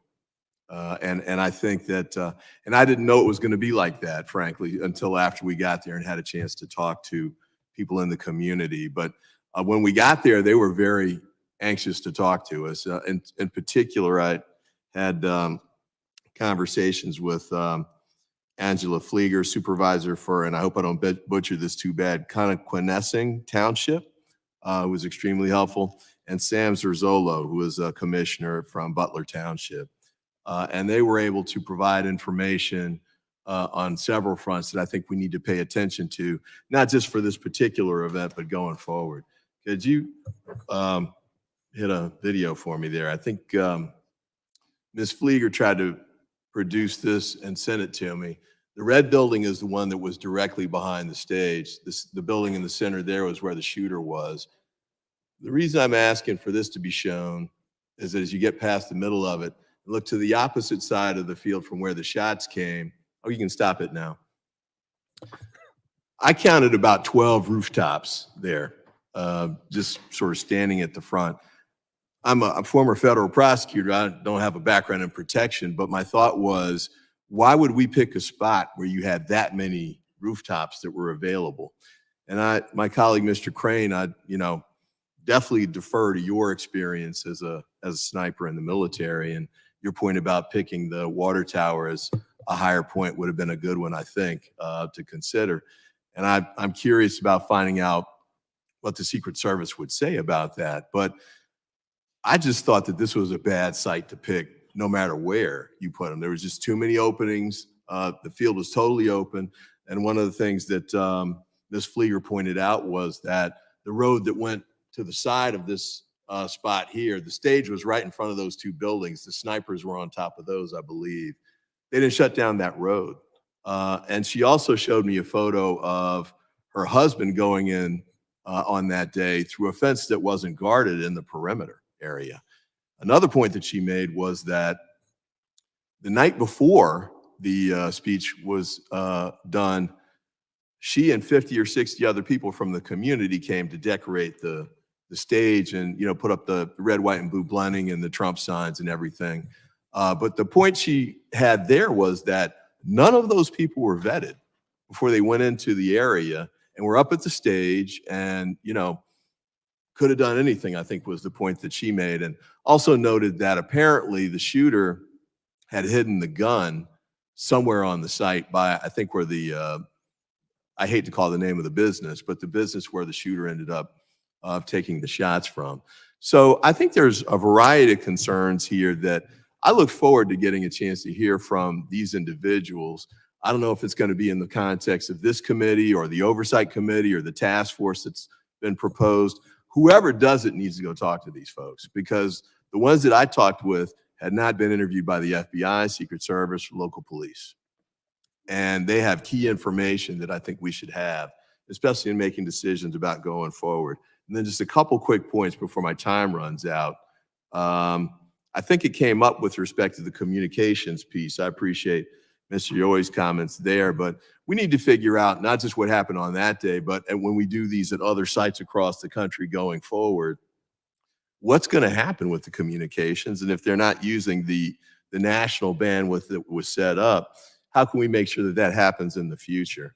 And then with respect to the local police not reinventing the wheel every time, one of them suggested, maybe some kind of clearinghouse or information where local police departments, local elected officials, who, for example, in this instance, didn't find out the president was coming until a few days before, and therefore had to scramble to catch up. I believe she called your office, Congressman Kelly, to figure out what was going on, and you hadn't even been told about it yet.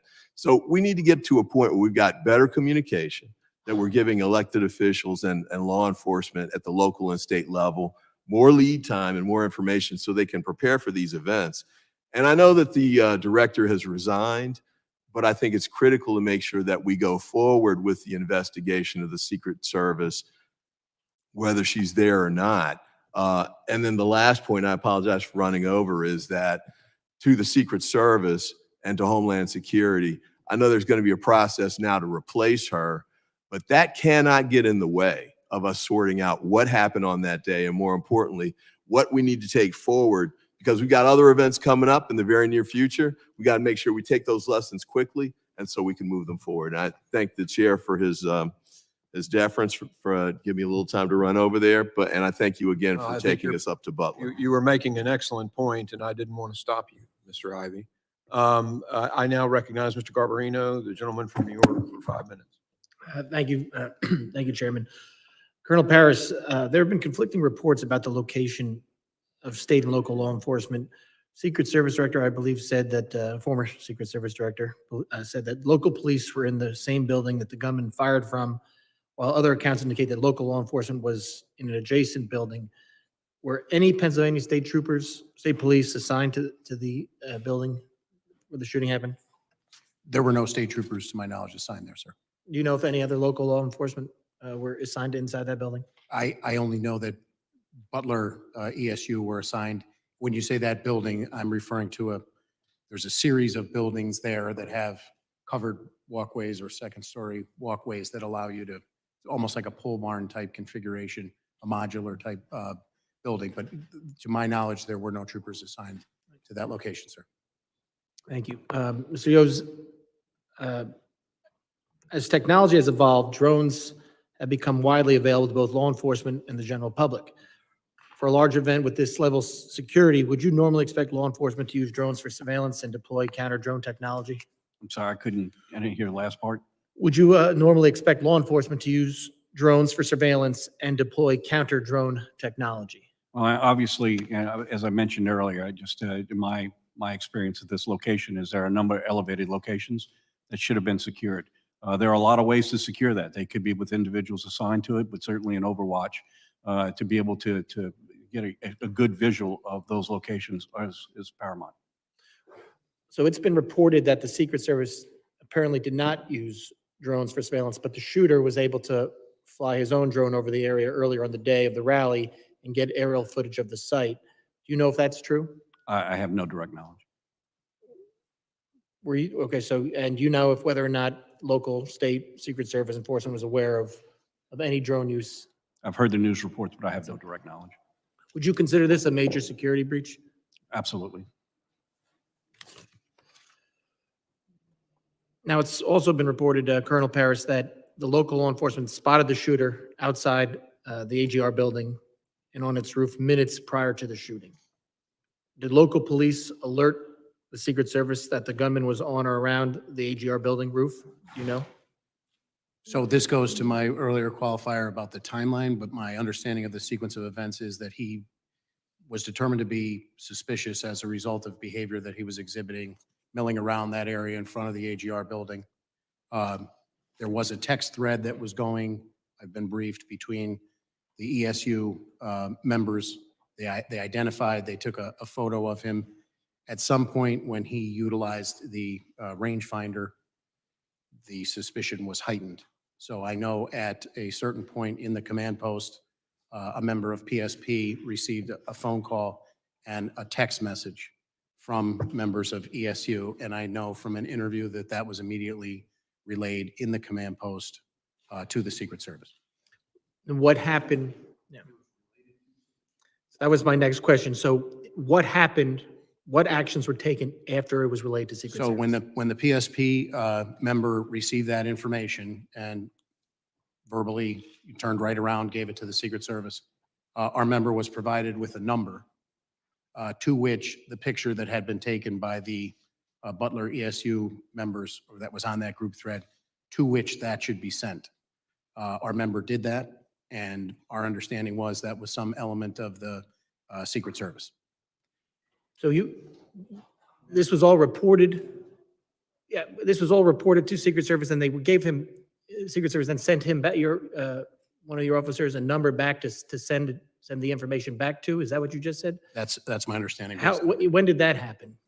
Again, the actual timeline, I'm very remiss because I know these timelines need to be hammered out exactly to the minute, but I would say, that the overall timeline is about an hour before is when he became suspicious to ESU. What I want to say is, if we know that former President Trump was shot at 11 hours, it was probably in the vicinity of 25 to 30 minutes, but I want to make sure that's a very... So it was before he went on to speak. But at that point, just to be clear, he was determined to be suspicious. There was no information that he possessed a weapon. He was outside of that building where the ESU was posted. They were being vigilant. It's, I think, relevant that there were other people at the venue who were suspicious and reported likewise in a close temporal nexus to that as well. But just to confirm, the Secret Service had this information that there was a suspicious individual. He had used a rangefinder, which made him even more suspicious. And this was all reported to them prior to the President Trump being allowed on the stage to speak? I believe, again, I'll defer to when the president came out.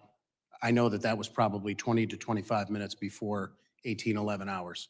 And steps were taken by the municipal officers over in that area they were actively looking for crooks. You saw the building yesterday. That's a pretty wide footprint. They began looking for him. There were scores of people making their way across that facility. Again, just for some context, there were over 100 people that day that necessitated or in requiring medical attention due to the heat. There was a missing 6-year-old. This individual was deemed to be suspicious because he was walking around and not moving into the venue. The rangefinder obviously heightened that, and they were attempting to locate him as people were moving across that space who were attending the event to the secure perimeter. Was he the only one determined to be suspicious that day? The gentleman needs to wrap it up, No, he and was perhaps not. somebody else will yield to you or me I yield back. on this topic. I recognize Mr. Goldman now for 5 minutes. Or we'll just pick up the questioning here. That sounds great, prosecutor. First, I do want to mention how sad it is to see Sheila Jackson Lee's empty seat there. What an incredible inspiration to so many of us, and a member and advocate, community presence, and we really are sorry to miss her. She would be very eager to be asking questions here today, because there are a lot of unanswered questions, and I sat through a 4.5-hour hearing yesterday with the director of the Secret Service, and we got no information. So I'm going to jump on, piggyback off of Mr. Garbarino. Where you left off is that you relayed, or PSP relayed, the photograph to the number that the Secret Service directed your officer to. Is that right? Yes, sir. Now, did anything come back? Any instructions, directions come back from the Secret Service? So again, that is left to the after action. We're trying to come up with a sequence of events that led to crooks on top of the building where he ultimately took the shots. So I Right, don't but you know. said, I don't I'm trying to find just, I don't need the specific timeline. I'm trying to just figure out the sequence because you said that many of your officers or Butler ESU officers were looking for crooks. That was after that photograph was relayed to the Secret Service? My understanding was after the photo was relayed to the our trooper in the command post, and yes, Crooks was in that area around the building.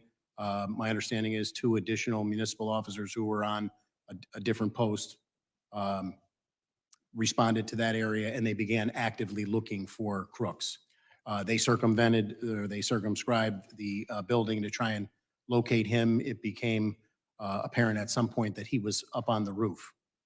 Those 2 municipal officers who responded then, to their credit, actively, once they realized that he was on the roof, one boosted the other one up, hanging from the ledge of the roof. By the time that officer was boosted up on top of the roof, Crooks was on it, almost in that final position that you saw.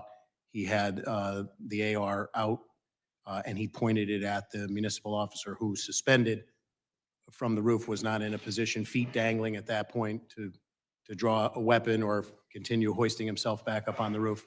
He drops back down from the roof, and at this point, I believe that's when the video that's been widely circulated with people filming Crooks up on the roof, saying there's somebody up on the roof. There were other law enforcement around the building running, but their vantage point on the ground did not lend a clear line of sight to where Crooks was at the top of that building. One of our troopers on roving patrol also was notified. That word went out, and he responded about the time that the municipal officer was boosting the other officer up onto the roof. What was he notified of? I don't know specifically. That's going to be part of the after action. But we obviously knew that he was, Crooks was suspicious. He had not gone into the venue, and they were actively doing everything they could to try and locate him. So the local officers who were outside of the perimeter in charge of securing the outside perimeter area, one way or another, understood or got direction that they needed to try to find Crooks, presumably to ask him questions, interview him. Is that what the I wanna protocol be is? clear about, I don't want to speak for I haven't seen the Secret Service operations plan, what their responsibilities were and what their understanding of those were from the Secret Service. I don't want to comment on it. But somehow they got the message Somehow that there they was knew. information that he was suspicious. By the time that municipal officer was hoisted up onto the roof and saw him, he had the weapon out. Do you know how long it was between the time that the photograph was relayed to the Secret Service and the time when the officer was trying to hoist himself onto the roof? So that's a critical, yes, detailed, salient question. I would answer it from the reverse time period, from if the first shots rang out at 18:11 hours.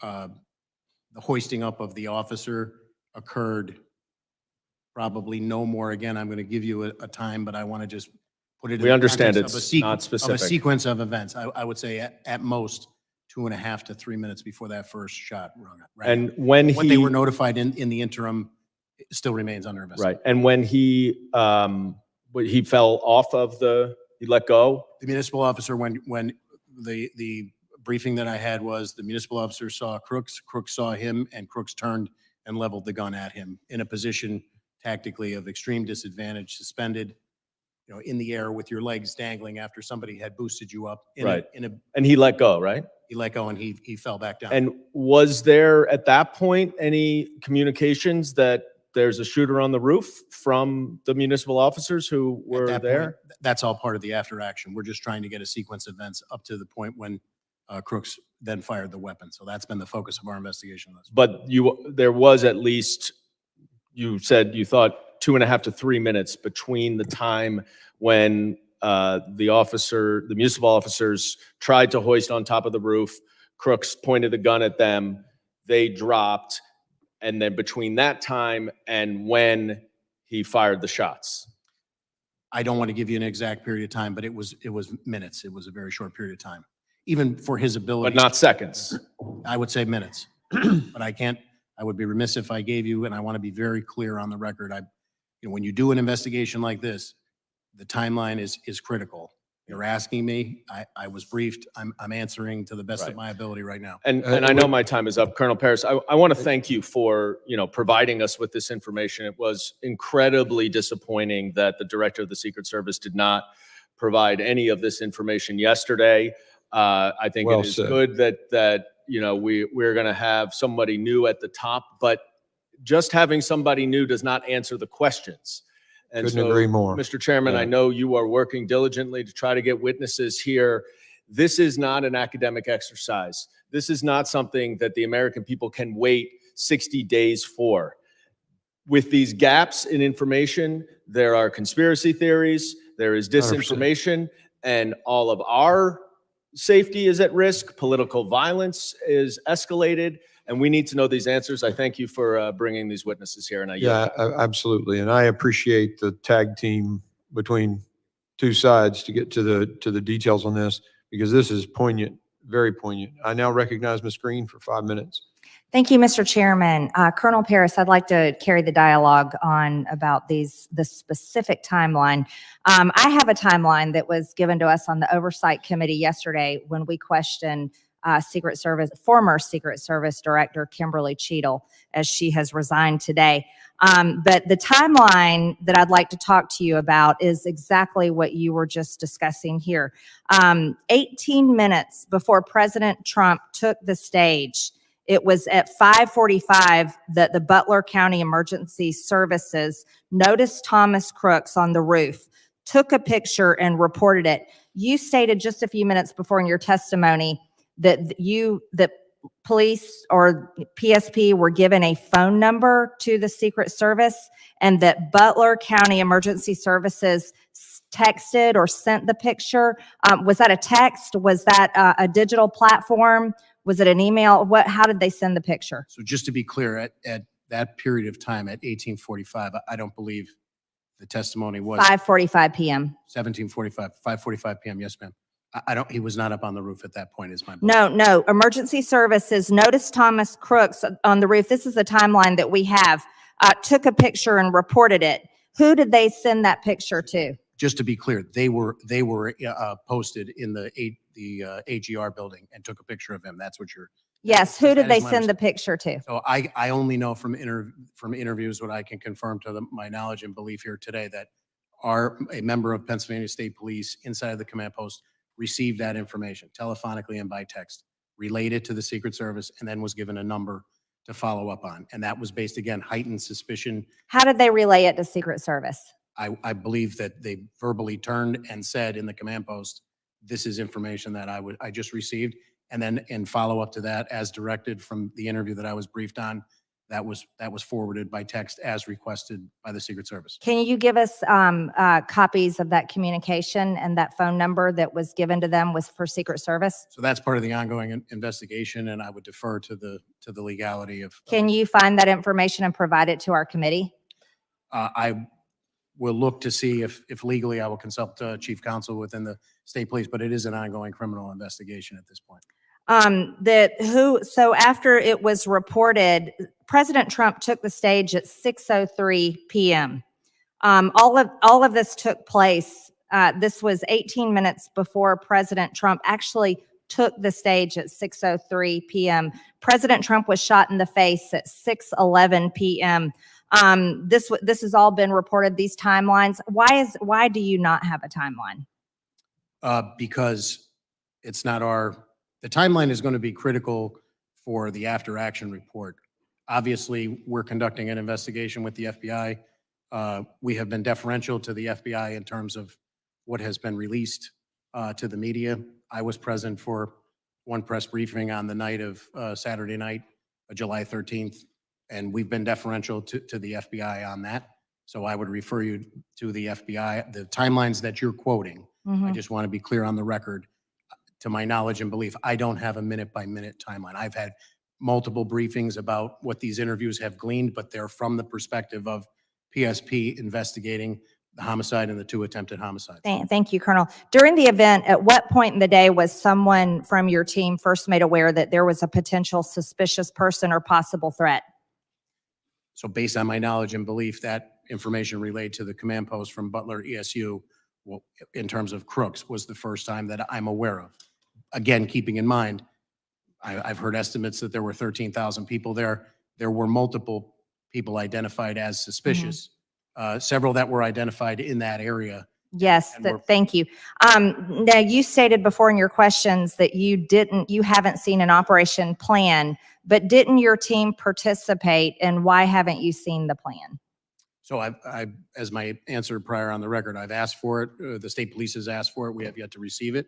And my understanding is that our walkthrough with our commanders and our area commander was to delineate what our responsibilities were, and we endeavored to fulfill those responsibilities. Who was the Secret Service agent in charge of the advance team? I don't know the name of the agent. How was PSP supposed to communicate with Secret Service on the advance team? You mean leading in the planning leading up to it? So my understanding is, as is typical, we're notified. We were notified by email on July 5th. The meeting on July 8th, Monday, was to get all of those partners together to exchange information, how they could communicate with one another, and then the planning took place from there. Could you provide our committee a copy of all those communications, Colonel Pierce? So I will check with our legal counsel. I mean, Pennsylvania has multiple state statutes that cover investigative plans or law enforcement sensitive information. Okay, thank you very much. And Mr. Chairman, one more thing, if I may. Trump's Secret Service protection could be removed under Benny Thompson's proposed legislation. This legislation was introduced while the politically weaponized government was prosecuting former President Donald Trump. This would leave him at risk. I'd also like to state for the record for this committee that over 140 inmates are murdered in prison every single year. This is a dangerous place, prison is, and of course, 8% of violence in prison leads to murder of inmates. This legislation is reckless, and the minority ranking member needs to withdraw this legislation that would lead to the murder of President Trump. Ladies, time has expired. I now recognize, well, we're not going to debate. Just you think that statement should be made when the ranking member's here so he can at least address it? Thank you. He made his point earlier about his bill. There's a difference of opinion, I suppose, but we're just, y'all are out. Okay. I now recognize Mr. Lalota for 5 minutes question. Thank you, Chairman. 10 days ago. Thank you, Mr. Goldman. 10 days ago, a 20-year-old with no military or law enforcement training, with no more than about $1,000 worth of equipment, and apparently working alone, thwarted the United States Secret Service, an agency with a $3 billion budget and about 8,000 personnel. In the early phases of this investigation, the Secret Service, it is clear the Secret Service exhibited poor tactics, including substandard two-way communications with state and local PD. They displayed a lack of strategy, including not employing drones to surveil the risks to President Trump and the crowd. And since July 13th, the Department of Homeland Security and the Secret Service, evidenced by them not being here today, has avoided accountability by, among other things, avoiding hearings like this. The attempted assassination of former President Trump, the leading candidate for president in 2024, shocked the conscience of nearly every American, regardless of party affiliation. We, the members of the Homeland Security Committee from both sides of the aisle, are here today to ask questions and about those who are in charge that day, to hold the Secret Service accountable, but more importantly, to ensure this never happens again. Chairman, thank you for hosting this hearing. Colonel Paris, you're the commissioner of the Pennsylvania State Police Department? Yes, sir, I am. And your testimony, sir, is that approximately 25 minutes, and won't hold you to the exacts, but approximately 25 minutes before the first shots were fired, that local law enforcement officers identified Crooks as suspicious? As suspicious, yes, sir. And what was it that led those officers to conclude that Crooks was suspicious? My understanding was that he was milling about, and he stood out to them because he never made his way to a point of ingress to the venue. In defense of possible hypotheses, could have been waiting for somebody, could have been delayed, but he stood out to them, and they, from their vantage point at the AGR building, identified him as suspicious. That was 62 minutes prior, as I understand the timeline. That first one, it was 25 minutes prior for the rangefinder. Thank you, Chairman. And Commissioner, with respect to him being suspicious, were there other folks who were also in the crowd identified as suspicious by law enforcement? I have been briefed that, yes, there were multiple individuals, which would be consistent with normal operations for a detail like this that are identified as suspicious. Can we take that as a single-digit number of other folks? The number that I was briefed on was single digit, but I can't say definitively that I was. What number were you briefed on, Colonel? Excuse me? What number were you briefed on? I believe I was briefed on an additional 3 individuals. Okay, so Crooks plus 3. My understanding is you had about 30 Pennsylvania State police officers at the time of the rally? That were assigned to the detail, both responsibilities of the detail. Yes, sir. And were all of them assigned to your area of the perimeter, not the interior where the Secret Service held the most jurisdiction? I'm confused by your question, sir. My understanding, and what the committee has been told, is there were 2 layers of defense of President Trump. 1, the interior, which the Secret Service held the most domain over, and 2, the exterior perimeter, which had ceded a lot of authorities to state and local. Is that your understanding as well, Colonel? So I don't want to get convoluted with different perimeters. I'm familiar that there was a VIP seating area up front. When I refer to the secure perimeter, I'm talking about the fencing that goes around the Butler County Farm Show. All of our people were detailed at various locations decided by the Secret Service inside of that. Thanks. That leads me to the next question. If staff can queue up the Eli Crane video at about second number 1 or 2. This is the AGR building. I and several of my colleagues were there yesterday in Butler. Kudos to Mr. Crane for getting this good video. My understanding from your prior testimony is there were 2 officers stationed or assigned, I think was your testimony, to this building? I'm aware of 2, but I don't want to say, again, not having seen the Secret Service. And they were assigned, sir? My understanding is that the Secret Service and Butler ESU had some sort of collaboration, and that was to be covered. What was their assignment in the building, sir? I cannot comment. I'd be remiss not. Were they assigned to be in the building? I can't comment. What were the qualifications of the people assigned to or around the building? ESU guys, SWAT guys, long guns, good tactics? They would be, as the name implies, but I defer to their exact training. I'm not aware of it specifically. But your understanding is through the duration of the incident, to at least the first shots fired, they were entirely within the building, not on the building, sir?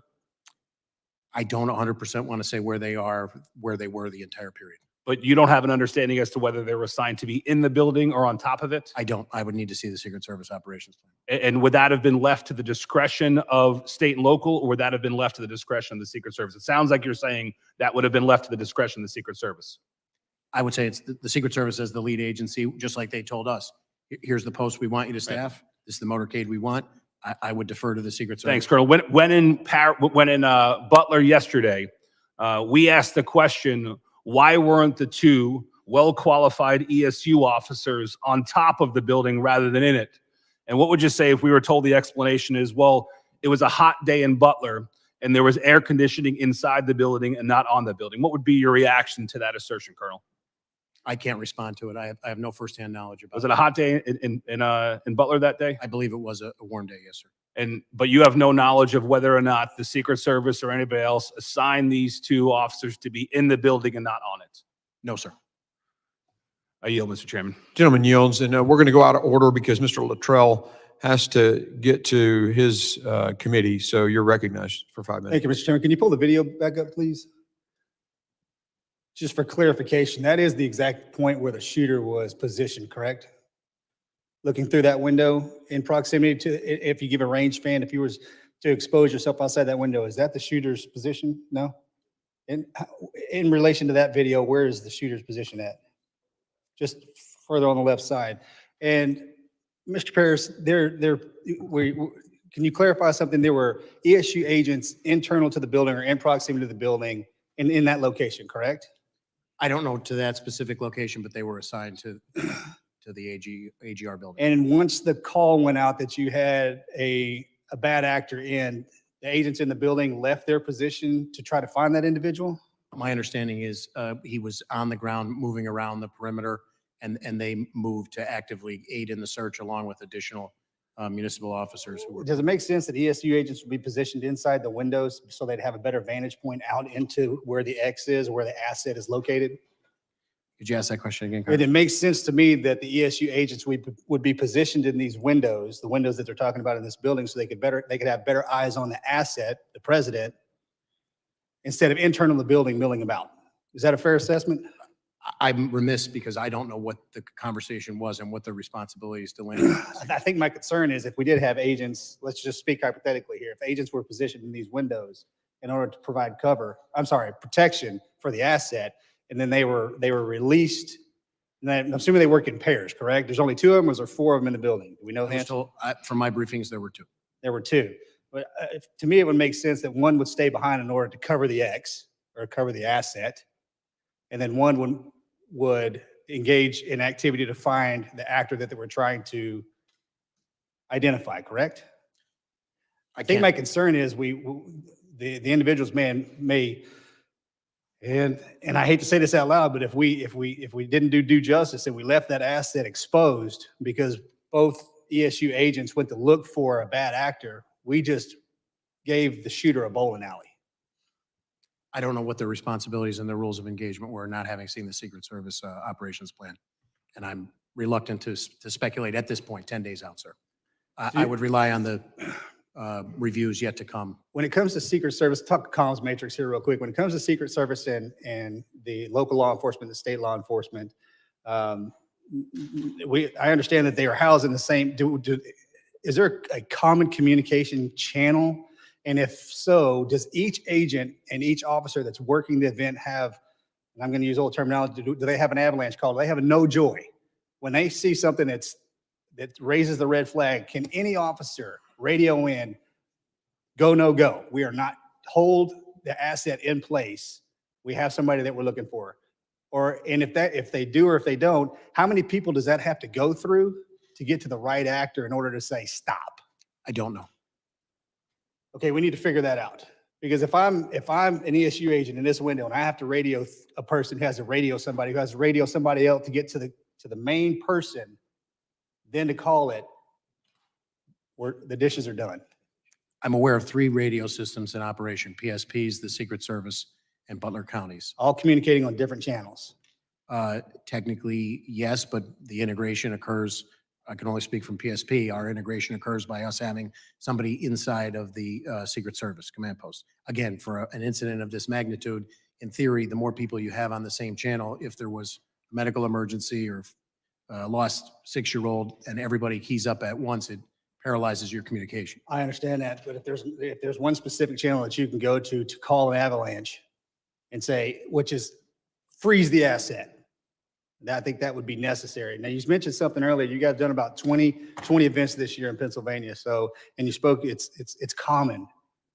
Now, the military folks in this room are going to understand it's the first month of deployment and the last month of deployment are the most dangerous times to be in combat.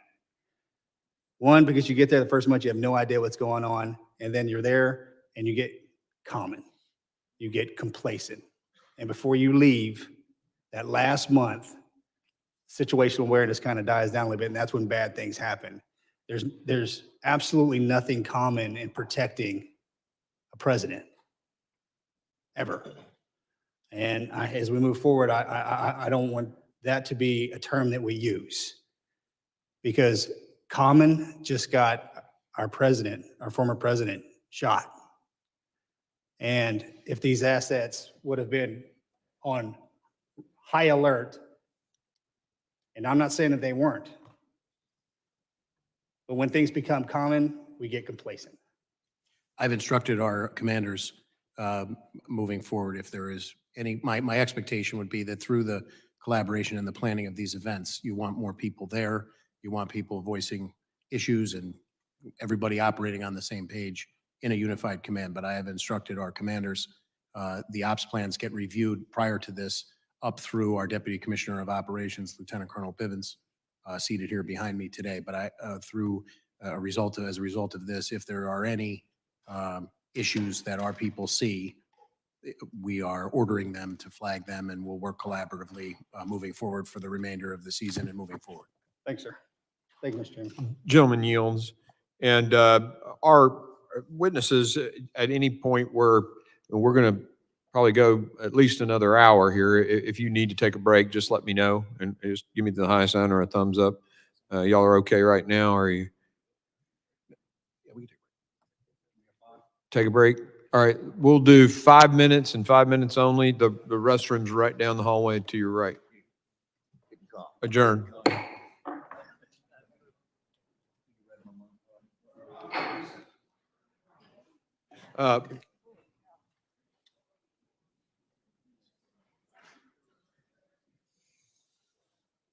Thank you.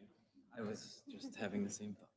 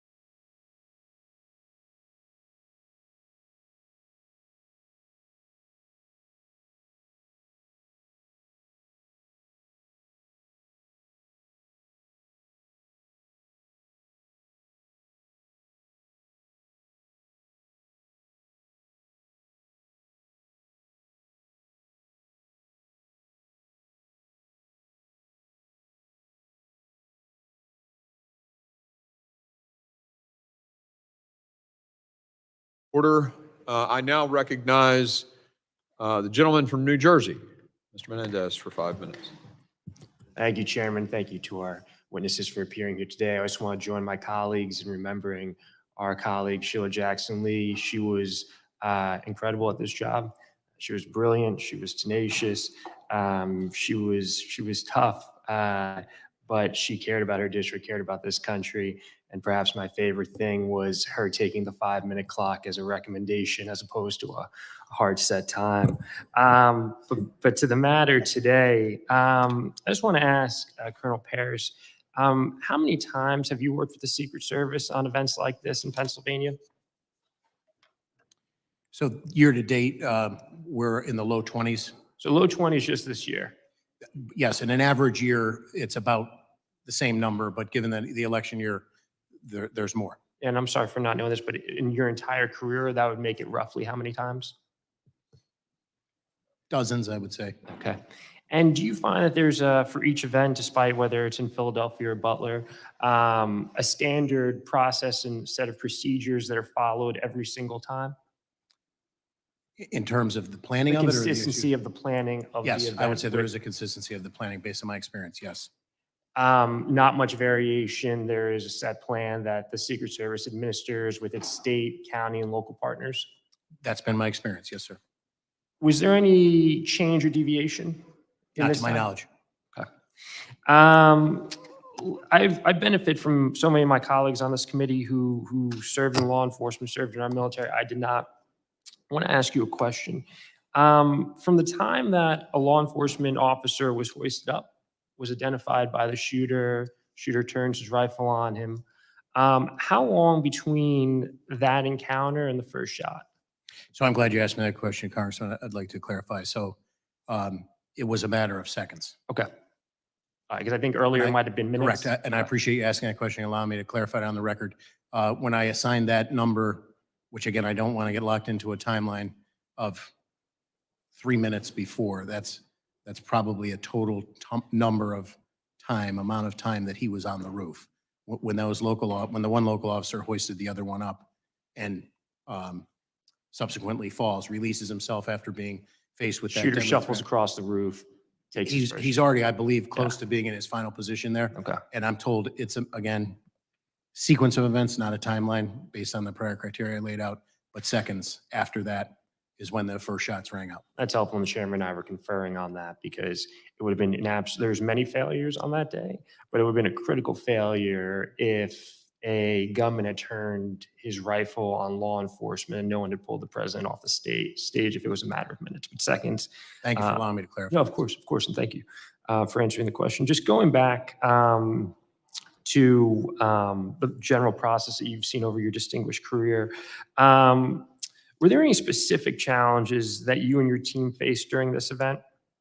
None of which I'm aware, to my knowledge. The planning on the PSP side, as per our interface with the Secret Service, was routine. Okay.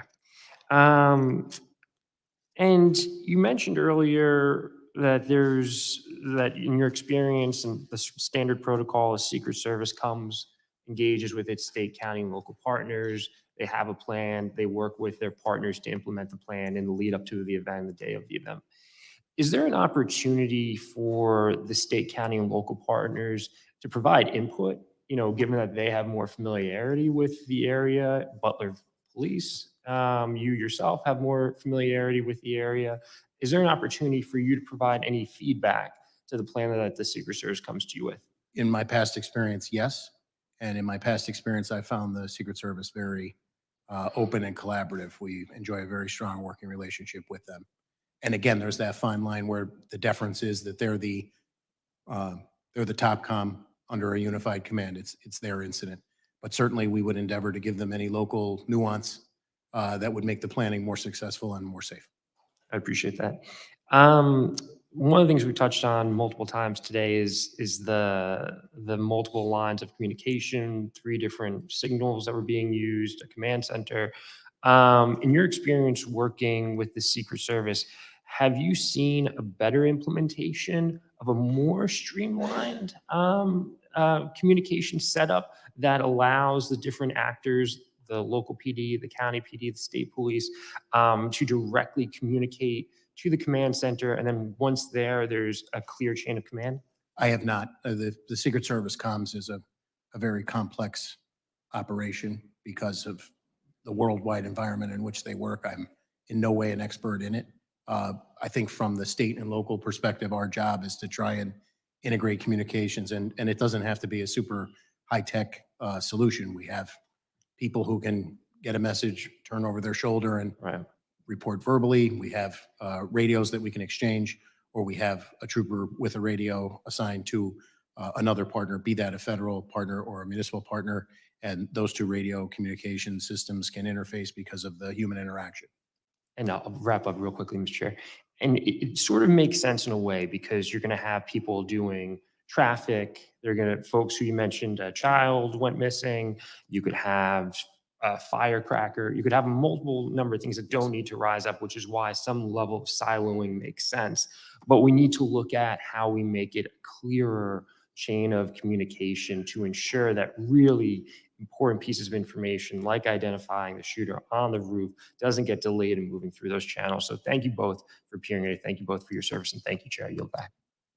Gentleman yields. I now recognize Congressman Ezell for his 5 minutes of testimony. Thank you, Mr. Chairman. And, we also want to thank all of you for being here today and for Speaker Johnson for putting together a bipartisan task force to try to, so we can get as much information, find out what happened here. Today's conversations regarding the attempted assassination of former President Trump is a critical one that I pray never happens again. Throughout my law enforcement career, I held many leadership positions, and through those roles, I've coordinated with the White House, advanced teams, state and local law enforcement, and doing some of these very same similar type events. And we have one goal in mind, and that's to keep people safe. Because of a massive failure in communication, President Trump was shot from a little more than a football field away. And because of the failure of former Secret Service leadership, especially former directors, spectators were forced to do what the Secret Service failed to do, and that was protect themselves from bullets. Ultimately, this led to the death of Corey Comparator, who gave his life while bravely shielding his wife and children during this terrible thing. Colonel, thank you for being here today. And I've said from the beginning, if you want answers, you got to talk to the men and women who were on the ground, the law enforcement officers who were out there and who were taking directions and commands from the leadership of Secret Service, and various other leaders. You testified that 32 members of PSP were assigned to various roles to assist the Secret Service. Is that correct? Yes, sir, I did. Your officers were assigned to various roles, but they were not responsible for securing the building or property at AGR. Is that correct? Yes, sir. The former director testified yesterday that the building was outside the Secret Service secured perimeter. Did the U.S. Secret Service leadership direct local or state police that was their job to secure the building? And if so, did they provide any guidance on this? So as I stated earlier, aside from the briefing that I received about the walkthrough, when the question was raised and the response from the advance team of the Secret Service, the agents on the pre-plan, that was going to be the responsibility of Butler ESU. I have no firsthand knowledge about any interaction between the Secret Service and any other entity, really. The Secret Service established and managed the primary command post for communications in the office of the Butler Farm Show. Is that correct? That's my understanding, sir, yes. Preliminary findings have concluded that communications were siloed and local law enforcement were not in frequent radio contact directly with the Secret Service. Local SWAT and sniper teams were on a separate radio channels from patrol. Colonel, do your radios have the capability to be programmed to be in contact with other agencies? And do you know if the officers on the ground that day had communication capabilities with the Secret Service that was on that duty that day? You're asking me a very specific question that I would defer to our Bureau of Communication and Information Services. I can get you an answer as to what those specific capabilities were. Do you know if the Secret Service provided any guidance on combined communications? I do not, again, I have not seen their operations plan. At 5:45 p.m., a local law enforcement sniper observed the suspect with a rangefinder and reported the suspect to command and the U.S. Secret Service. Colonel, how would you have responded to that information? So again, I certainly wouldn't articulate that at that point, a rangefinder, which could have legal and legitimate use, that is a threat, but it's certainly a highly suspicious activity that should be addressed. Exactly. Mr. Woes, you testified clear and constant communication is crucial to ensure the security of the protectee, and that local law enforcement should be part of the command post to facilitate real-time information sharing and rapid response to emerging situations. As we all know, separate communications are necessary and effective during a large-scale event like this. There's no way everybody can be on the same channel. You talk over each other, you won't ever get anything done. But there must be some clear understandings through communications at the beginning so that split-second decisions can be made, so there won't be a lapse in time and these terrible things happen. Would you like to just say a few words about that? So there's no doubt, when you look at how many people are involved in an operation like this, having everyone on one channel is difficult. But there are people within contained areas, and their ability to be able to communicate as things change across platforms is crucial. In this case, we know that in seconds, things unfolded. And in seconds, getting meaningful communication out to people who might be able to act on that communication is vital. So I think there's avenues here. I agree that not everyone should be on the same channel, but there are certain people within certain areas and perimeters that should be having communication or the ability to communicate a little more freer. Thank you. Thank you, Mr. Chairman. I yield back. Gentleman yields. I now recognize Mr. Diaz-Pazito, representing the New York law enforcement community as well, for 5 minutes of testimony. Thank you, Mr. Chairman, and good afternoon. Thank you both for your service. On July 13th, we witnessed the Secret Service fail to secure a Pennsylvania field and keep the former president of the United States of America and the Americans that were gathered there safe. While President Trump thankfully survived this horrific attack, Corey Compatore, a volunteer fire chief, a father, and a husband died while shielding his family from the assassin's bullets. Two others, David Dutch and James Copenhaver, were both struck by bullets and are still recovering. The Secret Service failed. Quite frankly, they failed miserably. And Colonel Paris, Mr. Yoes, Mr. Ezel, myself, we could probably combine our law enforcement experience and have no question that there was failures that day. We could probably ask someone who just graduated from a police academy or a veteran with 40 years on the job, and they would agree. So my first question is to Colonel Paris.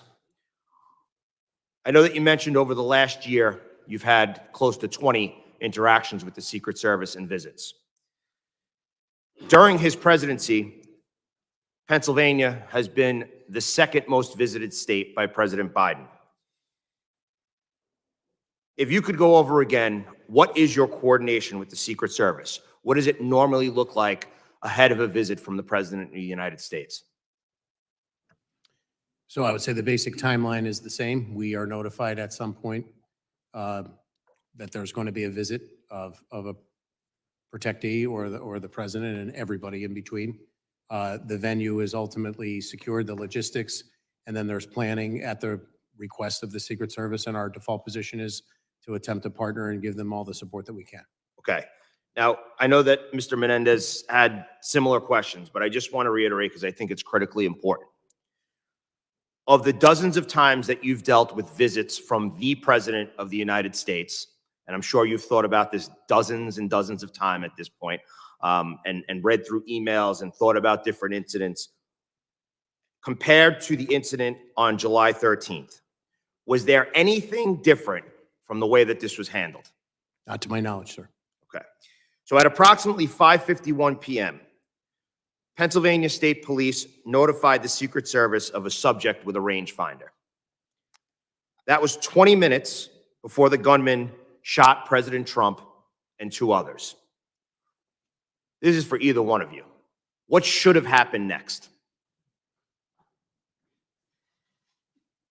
So ideally, I would say that Mr. Crooks could have been encountered and intercepted. That would have been the ideal. Mr. Yoes? Well, I have no direct knowledge. I want to make that clear, but I think also we need to assess the threat and determine whether there's a need to withhold the asset from the stage. So I think we all know what should have happened, right? 20 minutes passed. There was someone who eventually took a shot at a former president of the United States and killed 2 innocent Americans. So we know what did happen. We know what should have happened.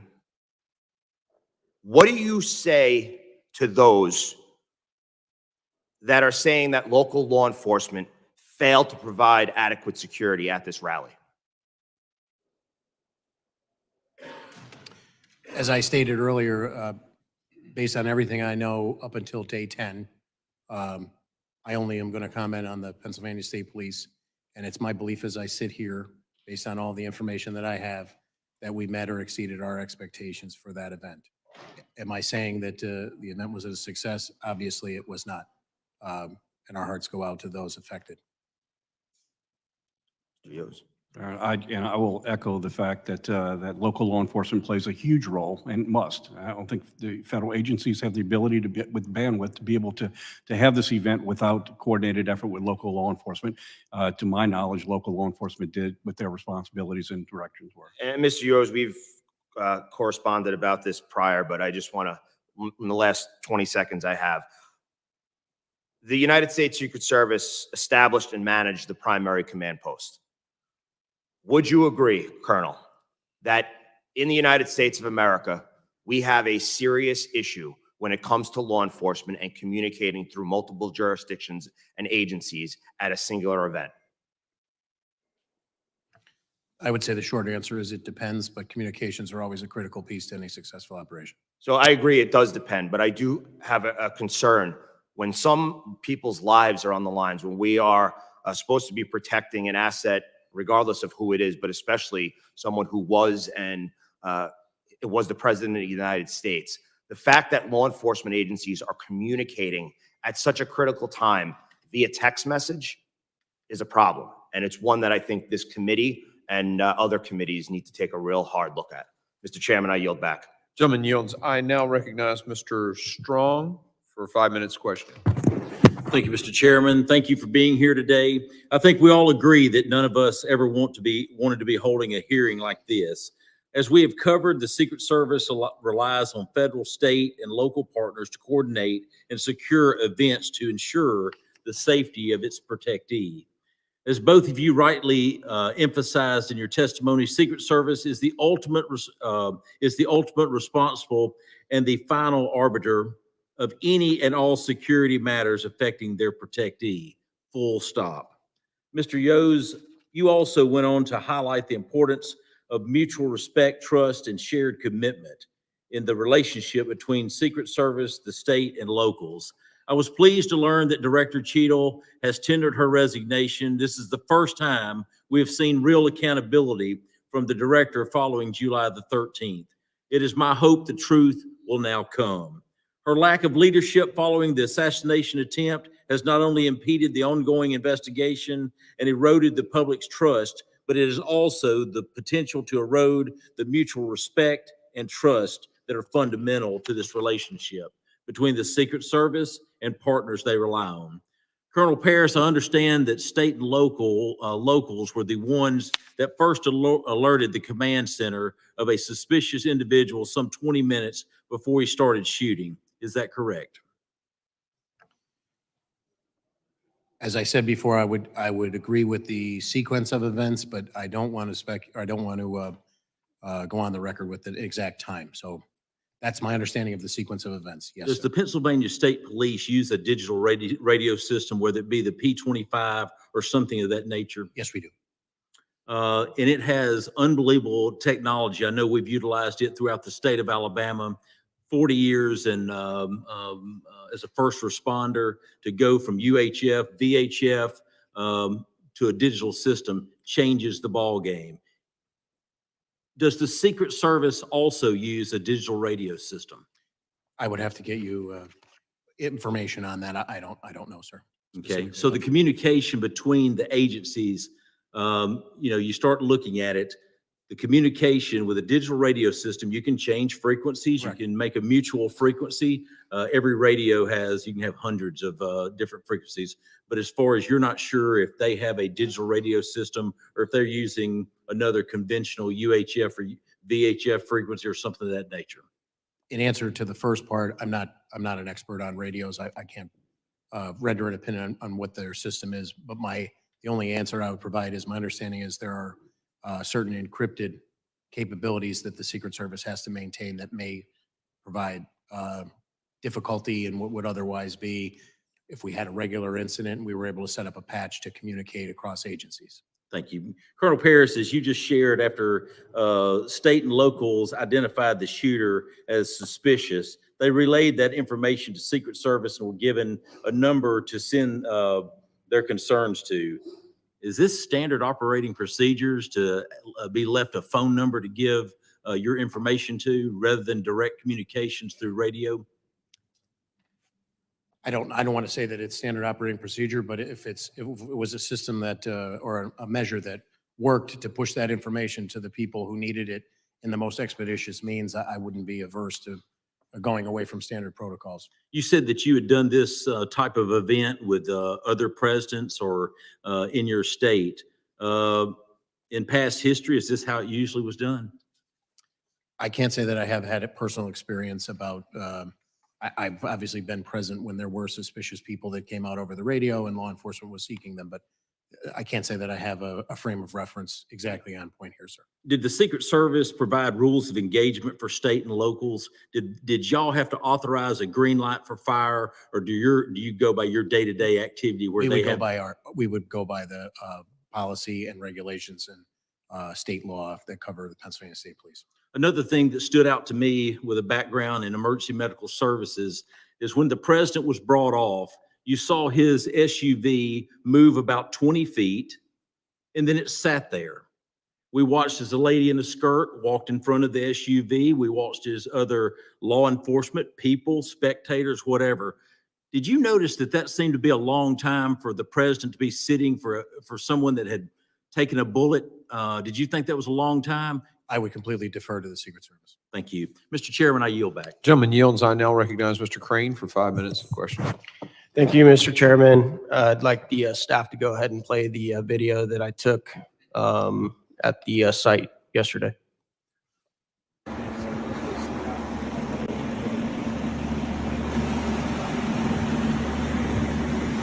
right, guys, I'm up here on the building where the supposed sniper took his shot. It's not that steep at all. We just had a 70-year-old man back here climb up on the roof easily. See that water tower behind me? Had Secret Service or anybody had sniper teams up there, this guy wouldn't have made it 5 feet up this roof. He would have been taken out. Behind me, you see the windows that Secret Service was supposedly in the second floor of this building behind. Makes you wonder why they weren't able to quickly dispatch the individual. And then behind me, back over here where those red roofs are, that's where Can you guys cut it right there, the please? president was giving his speech from. A lot of questions here in Butler. Got it. Thank you. All right, Colonel Paris, did you notice when you showed up on site what the tallest structure on the site was? I can't say at the moment that I arrived that I did, no, sir. Okay. Now that you've had a chance to go back and look over it, what is the tallest structure on that site? The water tower, sir. Absolutely. Colonel, do you know how far the water tower was from the roof where the shooter took his shots? I do not. 160 yards, sir. Who made the decision, Colonel, not to put a counter sniper team on the tallest structure by far on the site with 360-degree surveillance? Do you have any idea? I do not know, sir. Okay, we'd like to get that answer. Did you see the video that showed me sticking my phone out the second story window? Did you see that? Yes, sir. Okay, exposing the coverage of the window of the entire roof. Are you aware that local law enforcement and Secret Service had full access to that building in that room? My understanding is that they did. Yeah. Why weren't security teams, sir, on site able to spot a 20-year-old kid with zero camouflage crawling up a white roof with an AR-15 that several rally goers were screaming and yelling and pointing out, and they noticed him, and they weren't even there to conduct security. They were there to watch the president. Do you have any idea why the security teams couldn't find that guy? I do not, sir. Would the gentleman yield for just a Yes, second yes, on sir. that? So just for clarification, it was the ESU guys that were manning those buildings? Yep. And they left because of the call of the suspicious person. So they left their post there to go look for him. They're the same individuals who attempted to climb up the building and were scared away by the shooter pointing the gun, right? I reclaim my time. Thank you. Okay. I'm that's just fine. wondering why they weren't able to find him, because even while they were looking, they could have still looked out that window that they had access to. All right. Colonel Paris, I'm just going to say it. Are you aware, sir, that many Americans believe this was very likely not a lone shooter, but a coordinated assassination attempt? Have you been getting those messages from people like I have? I have not, sir. You haven't? Well, there's a lot of people in this room that have been getting the same messages. Why do you think that is? Why do you think that a lot of Americans are like, this doesn't add up, this doesn't make sense, guys? How could this many things have gone wrong, right? Like the things I pointed out, a 20-year-old kid, got 150 yards of the president of the United States with an AR-15, flew a drone to conduct site surveillance, was spotted with a rangefinder ranging targets, then lost, had advanced explosive devices on him with no military training. Nobody was placed in the most obvious spot to conduct counter sniper operations. I was a sniper in the SEAL teams, Colonel. As soon as I got out of the SUV and I saw that that water tower, I was like, that's exactly where I'd be. Put me right there. So obvious. After partisan attempts to bankrupt him, imprison him for 750 years, and countless depictions as a modern day Hitler, are you surprised, sir, that a lot of Americans are like, maybe there's more to this story? I wouldn't begin to speculate about what the American people think, sir. Colonel, did your team make entry and conduct investigation at the suspect's home prior to the shooting? Excuse me, sir? I asked that question. Did your team make entry and conduct any investigation at the suspect's home? I believe we had people that participated in that securing of it. There were bomb assets that we provided. Mr. Chairman, can I have 30 more seconds? Yeah, I'm letting everybody kind of. Okay. On the night of. Since then, none. Did you get any reports from any of your agents of anything fishy at the home? I was briefed on. Was there any silverware found in the home or trash? I have nothing in the briefing that I was given, sir. Was it extremely clean, almost like a medical lab? Were you given any of those reports? I was not giving any of those details, sir. Okay, that's what I'm hearing. Interesting. The last thing I want to enter into the record, Mr. Chairman, this is article opinion from, I believe, the Washington Post by Robert Kagan. A Trump dictatorship is increasingly inevitable. We should stop pretending. This article compares Trump to Caesar and attempts to justify the assassination of President Trump. And I think even though we want to dodge around it and not make this partisan, I think we all know that a lot of this has to do with the rhetoric, the very violent rhetoric that has led up to this. Thank you. I yield back. Gentleman yields, and so ordered on the entry of that into the record. I now recognize Mr. Burkeen for 5 minutes of testimony or witness questioning. Thank you, Mr. Chairman. Alexander, would you mind moving that just a little bit forward here so I can, Colonel Paris, can you see that, or am I obstructing your view? I believe I can see it, sir. Alexander, would you mind? I'm sorry. Can we shift it just a little bit to your left, Alexander? There we go. Okay. Better? Yes, sir. Okay. So this is a picture I took yesterday on the grounds, looking out of that second story window that has the corridor that connects the AGR building, the American Glass Research Building, with where the shooter's location I'm going to stand up and I'm going to point to the shooter's location as we were made aware. From that X is where the shooter was shared with us. His body was found. From this viewpoint, there's some videos that make it look like he's more this direction, but from the perception, it kind of is confusing. But he was more towards that opposite side. This window, second story, it's the second window from the right side.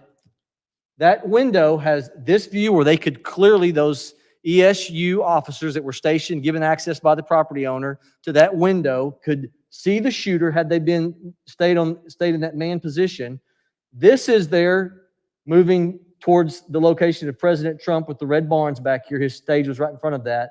And you can see a window here that is absolutely going to obstruct the view to be able to look to the 20 or 30 different barn structures, the cattle building, the sheep building, the hog building, the rodeo arena by the pond. The many structures, there's 50 buildings within a 500-yard radius of where President Trump was at. So many vulnerabilities. Do you see a problem with that window being in the way of someone being able from this position to be able to take care of the asset? A casement window would present a tactical concern for full field. And I understand potentially, this was air conditioning on top of this second story building wasn't, and so maybe that was a consideration. But ultimately, Secret Service is the one who made the determination of placement or contacting or making sure the plan was in coordination with the property owner for gaining admittance from the property owner for this second story window. Is that correct? That was Secret Service's plan. Correct. Ultimately, it's on this. It's on Secret Service for that plan. All right. My question is, if it's their plan, did they not indicate that someone had to stay manned in that location? Because we're being told that when the two officers, local PD, were trying to lift themselves on the opposite side to get a look at the gentleman, and he turns his gun and they dropped off the building. This would have been a perfect opportunity. Someone would be on the radio. They could have taken him out from this location. Did the Secret Service plan not include directives from staying in those positions? I don't know, sir. You don't know. All right, here's another question. With the 2 minutes that you said that there was an opportunity from the time that they were hoisted up, looked at the shooter, you're given the responsibility, as this is delegated in the outer perimeter, to secure the area. Why weren't they able to immediately call their supervisor, who would then be authorized to issue a hold on the asset or a get him off the stage call? Why does it have to be, as your testimony says, they took a picture, sent it to Secret Service 20 minutes before the incident of the shooting, and they have to wait for a response? Why is not the line of communication? I understand they're on different radio frequencies. Why were they not empowered to say, if we send something suspicious, then state police, local law enforcement, sheriff's department, each one, the head official of each one of those departments, if we entrusted them with enough responsibility to secure that environment, then we ought to give them the responsibility to issue a hold call because of something that they see as a threat. Are they empowered to do that, or does it have to all go through Secret Service to issue a hold? I can only say what I know about the state police operations plan, and I do not know the answer to your question, sir. So I do not know the answer. I don't know what the protocol would be to issue the hold order. And just as a point of clarification that I tried to clean up with the congressman from New Jersey before, when the two municipal officers one was hoisted. Can I jump on that 2 to 3 minutes, because I got limited time here? Just to make sure, that was seconds before. That was seconds before Crooks started firing. Okay, you had said earlier today it was 2 to 3 I minutes, wanted to but make you're sure saying I cleaned seconds that up for before. the second time. Yes, sir. Okay. But even if they're hoisting, your testimony today, if I understood you correctly, it was two different officers that were hoisting to get a look at him, not the ones who were manned in this view. That is my understanding. Yes, sir. Okay. So had they remained in there, they immediately would have seen the incident taking place if they were on the same line of communication, and they could have taken the asset out. I'm remiss to say that because I don't know what their general rules of engagement and assignment were from the Secret Service. Just looks to me like a major breakdown of communication. This procedure looks to me like it is lapsed with the ability of someone who, if they entrust them with the ability to secure these perimeter, they ought to be empowered enough to be able to give the authority on their comms to issue a hold. I don't understand that. With that, I yield, Mr. Chairman. Gentleman yields. And I'm going to say this because I have thoroughly enjoyed both of your testimony today. And there are a lot of guys up here on both sides of the aisle that are charged about this, that their emotion is not intended to communicate a lack of trust in the Pennsylvania State Police, or, I mean, you're being incredibly helpful today. Some of the things that we've discovered from your testimony have brought some frustration to our folks, and I hope you'll understand it in that context, that it's the energy is not directed at you. The failure to set up appropriate communication systems and to make decisions when they become aware of someone pointing a rangefinder is what's got people upset. And that's on Secret Service. So I just wanted to make sure y'all heard that from me. Yeah, And Mr. Chairman, if I was amped up a little bit, I concur. So greatly respect what you're doing. I now recognize Ms. Lee for 5 minutes of testimony. Thank you, Mr. Chairman, for having this hearing and for organizing this committee's trip to Butler, Pennsylvania. For us, being on the ground in Butler, Pennsylvania yesterday made clear the severity of the security failures on Saturday, July 13th. Those failures that almost allowed former President Donald Trump to be assassinated. Unfortunately, what has followed that failed assassination attempt is an erosion of public trust related to those responsible for keeping the president and the attendees of the rally safe. We've heard that because of a sloped roof, law enforcement was not able to safely secure the area that day. We've heard reports that certain officers abandoned their posts due to weather conditions. We've heard the Secret Service attempt to shift blame to state and local law enforcement, asserting that they failed to secure certain areas in the perimeter.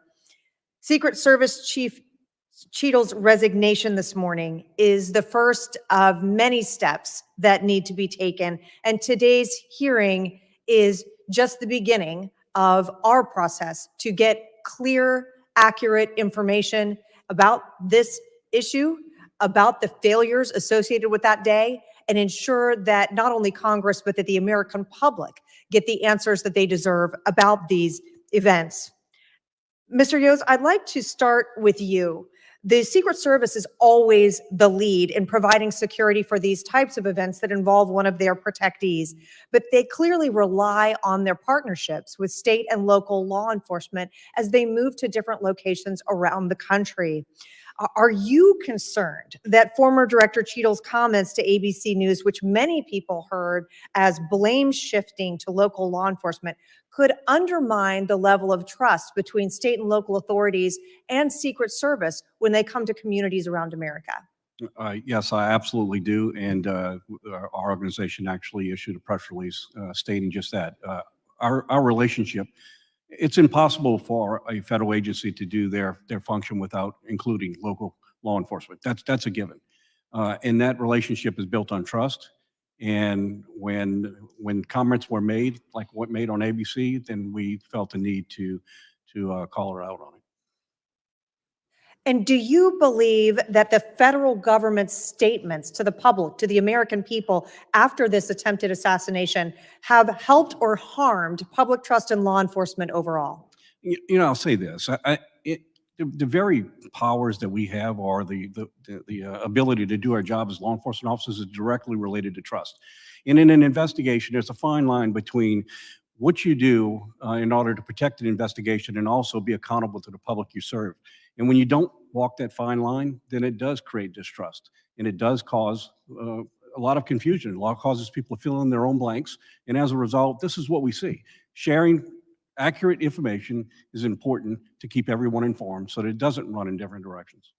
And as the American people wait for an after-action report, what can or should law enforcement agencies at any level be doing to address concerns about transparency and protect that public trust? Well, I'll start right here. I mean, you have the Pennsylvania State Police. It filled in a lot of gaps that should have been filled in a long time ago. This is information that should be known to everyone. It is essential facts. It doesn't change. It is what it is, and sharing this information lets everyone know exactly what occurred and gives us some insight of things that we need to correct. And you've been here now throughout this day, throughout questioning from a number of members of this committee. As this committee continues to investigate the failures that resulted in this shooting, what are some of the key questions that you believe should be asked about the assassination attempt, as well as the management and organization of Secret Service more broadly? Well, again, I have to be upfront in the fact that I have no direct knowledge to this incident or things that unfold. I'll just speak in just general terms. The first question that I think we all need to ask is, with so many elevated positions available, what steps were taken to protect those assets? I don't know the answer to that, but there were a lot of places. I mean, we learned a lot of lessons going back to President Kennedy. Higher locations create unique problems. And as a result, they should have been part of any action plan. I'm not saying they weren't. I'm just saying that we see the end result of what happened here. So obviously we have a failure there. Thank you, Mr. Chairman. I yield back. The gentlelady yields back and now recognize the gentleman in whose district this tragedy occurred. Fine representative from Pennsylvania, Mr. Kelly. Thank you, Mr. Bishop. I appreciate Chairman Green's allowing me to be here, and then also to be in Butler yesterday, where it's my hometown. I'm 4 miles from this location. My concern actually started on July the 5th when I was told that former President Trump was coming to Butler, and I said, that's great. And they said, yeah, and he's going to be at the Butler Farm Show. I said, you must mean the big Butler Fair. They said, no, the Butler Farm Show. I said, who did a site visit? The answer is, we've already made our determination. My question was, so then what you just told me is nobody's been to that site. I will just tell you right now that what you are planning there is not proper for the crowd that's going to show up. At that point, the person on the phone said, Mr. Kelly, there'll be 6,000 or 7,000 people there. I said, well, that tells me even more about the fact that you have no idea where you're going. And historically, what has happened whenever the President Trump had come to Butler, we got 55,000 people at that rally. He said that was before, when he was president. He's no longer president. So being there, not only just myself, but also my wife, 3 of my grandchildren, and 1 of my sons, and so many friends that were there that day, I think it all comes down to the same question that we always ask when we get to these situations. What did we know, and when did we know it? And I think forever now, people are going to look at what happened and say, we knew there was something wrong. We could see it. I would just put to you that had we acted quicker, Mr. Compratore would still be alive today. President Trump would not have been wounded, and 2 other people who were that day would not have been wounded. And in a greater sense, the American people have been wounded in a way that they have lost faith, trust, and confidence in how we protect certain people. This goes far beyond that, and I appreciate you both being here, and I'll tell you what, you really have given us testimony based on what your whole careers have been about, and that is protecting people. For some reason, on July 13th, we knew something was wrong. Every person I've talked to that was there that day or responsible for protection says, we did our job. And I said, so then you're saying that somebody else didn't do their job? And the answer is, well, that's to be decided later on. So I would just say, first of all, I meant what I said. I think the American people now are deeply wounded, and the faith, trust, and confidence we need to have in our government has been fading for too long. I was there with the Pennsylvania State Police. I've talked to the Pennsylvania Police since that. Mr. Yoes, thank you for your career. But at the end of the day, we don't have the answers we need to have. And I said it earlier, and I mean it. There is no reason for Corey Compratore to be dead today. There is no reason for President Trump to have been wounded, or 2 other members in the audience that day to have been wounded, had we done what we knew before we let it go any further than that. That could have been stopped early on. nobody can convince me that when people see somebody on the roof of a house, of a building, and pointing to him and yelling, there's somebody up there, it needs to be taken care of. And other people who were there, that eyewitnesses said they watched him go onto those grounds. And every time they said, there's something wrong, somebody is going in the wrong direction and shouldn't be there. And the answer comes down, you don't know what you're talking about. There's nobody there. So as we continue looking at this, and I think that we have a lot of testimony today, and again, I thank you for being there, but I just submit to you that the victims of that day, innocent people, none of it had to happen. We knew beforehand, and we could have prevented it, but we failed to act when we should have acted. So I appreciate your careers and everything you've done. And Chairman, I appreciate the fact that I've been able to be here today and that you came to our town yesterday, in a town that I have lived. This spot is a place I've been at many, many, many times. I just cannot understand why we didn't act when we knew there was something wrong. At the very least, they could have taken President Trump off the podium, and some of the other activity after that never would have taken place. So thank you for having me here, and thank you both. Colonel, Mr. Yoes, thank you so much for being here. I appreciate it, but there is far, far more we have to learn. Thank you, sir. Thank you. We're going to do another round of questioning, and I don't know, Mr. Gray, if you're going to want to ask any other questions. Or, I'll have a couple, okay, sir. sounds good. So you'll follow me, and then we'll go around. I just want to get back to this text message that was sent at about 20 to 25 minutes prior. That text message was a picture of Crooks. Was it a picture of him pointing the rangefinder or of him just looking suspicious? Chairman, I have not seen the picture that was sent, so I don't know. But my understanding is, to the best of my briefings, it was the pictures that were initially taken by Butler ESU. Okay, so that was the 62-minute prior. Okay. At 20, 25 minutes prior, though, someone saw him pointing a rangefinder and taking range estimation or range readings, right?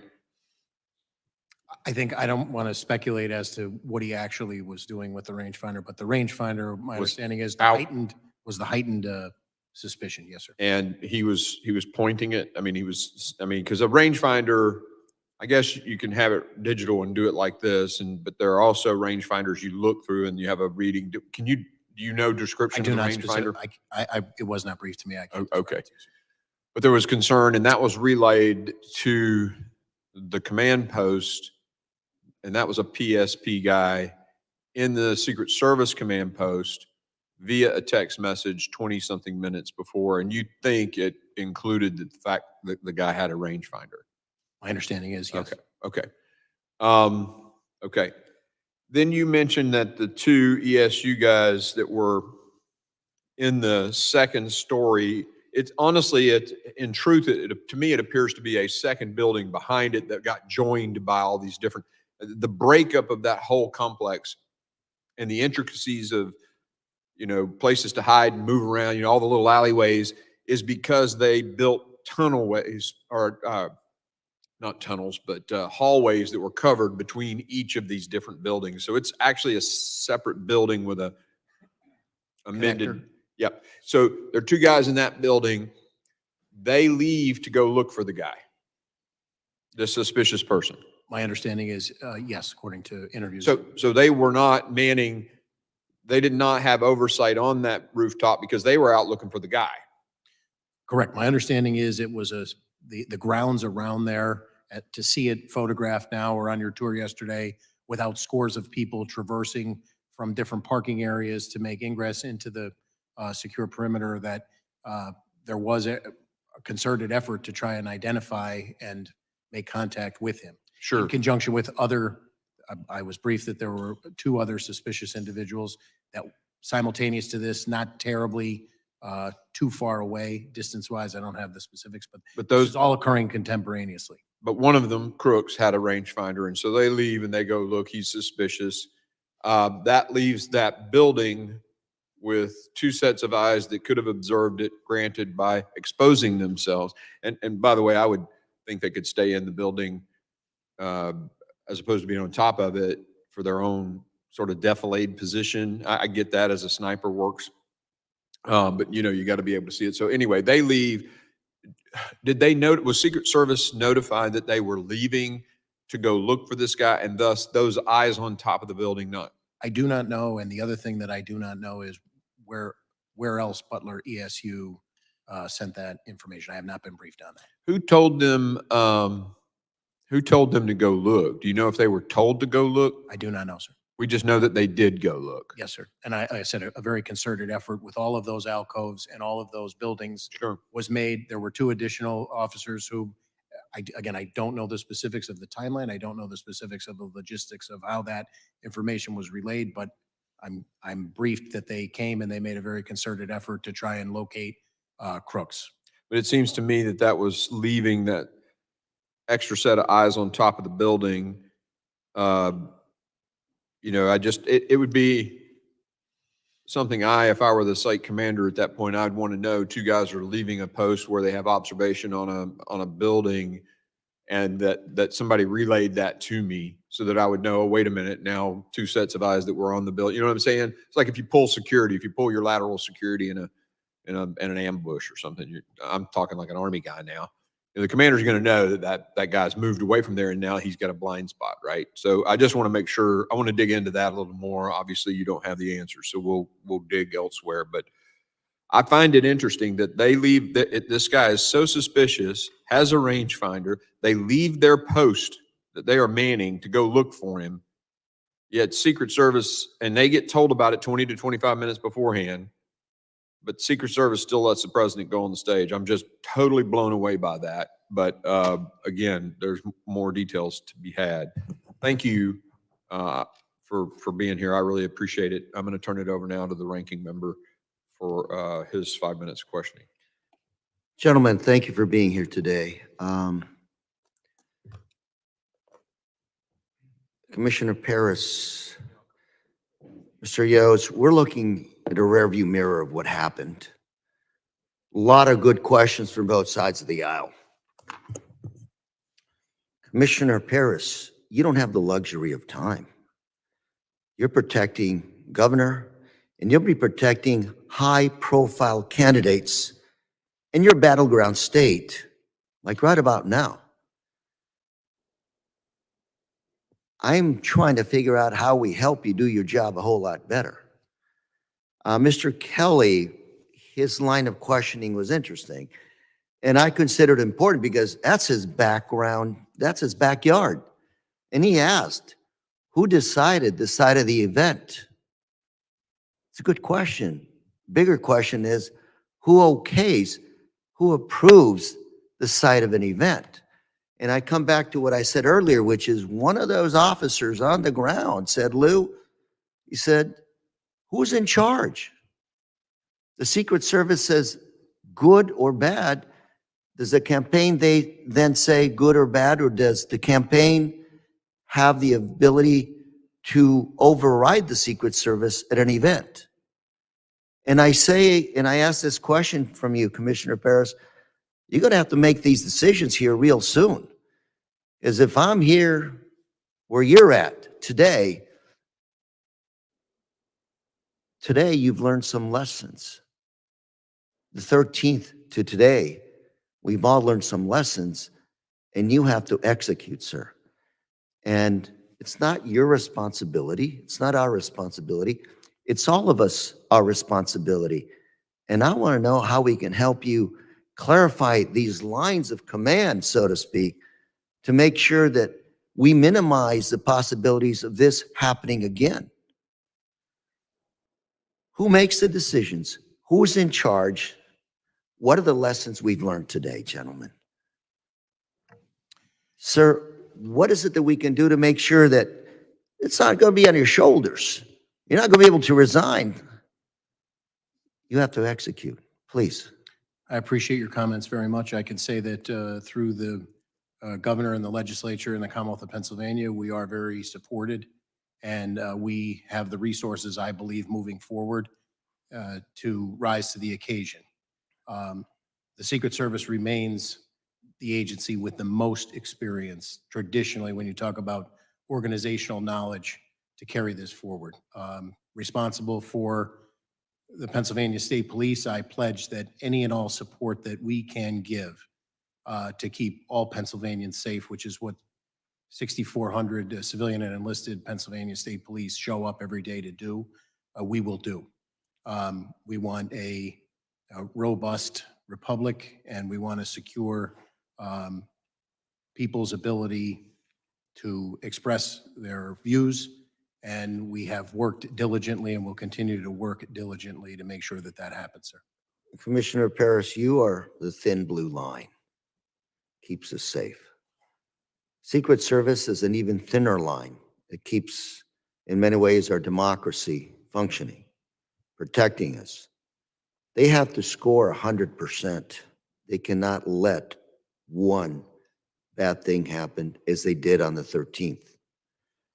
I want to make sure that we know that we give the Secret Service the ability to make those decisions when it comes to the safety of our candidates and elected officials. And for the third time, I'm going to repeat those words that were told to me by an individual, law enforcement individual on the ground when he said, Lou, who's in charge? Is it the campaign or is it the Secret Service? And I'd like to get to the bottom of that and make sure it's the Secret Service that's in charge. I don't know who is in charge, and I hope to God that we do find out. And I hope it's a Secret Service. And if it is a Secret Service, that reaffirm that they are in charge, because the buck stops somewhere, and it's got to be here. This committee, the government, with us in Congress. Gentlemen, thank you very much. And Mr. Chairman, I yield. Gentleman yields back. I now recognize myself for 5 minutes of questioning. Colonel Paris and Mr. Yoes, I appreciate your patience in being and continuing through this questioning. And I would submit that I think your candor, Colonel Paris, has been very refreshing, and it paints a clear contrast from the what was the testimony of the director of the Secret Service yesterday, who's now resigned. But her resignation doesn't resolve a thing. And in fact, the criminal investigation that your department is undertaking, that presumably Butler authorities may be involved in, FBI is undertaking, those don't really resolve anything. They affix criminal liability of someone who's presumably, if they acted alone, is dead. What is the most important issue is we have a national security crisis. We have right now, the only person who's been inactivated, as I understand it, is the sharpshooter who took the perp out.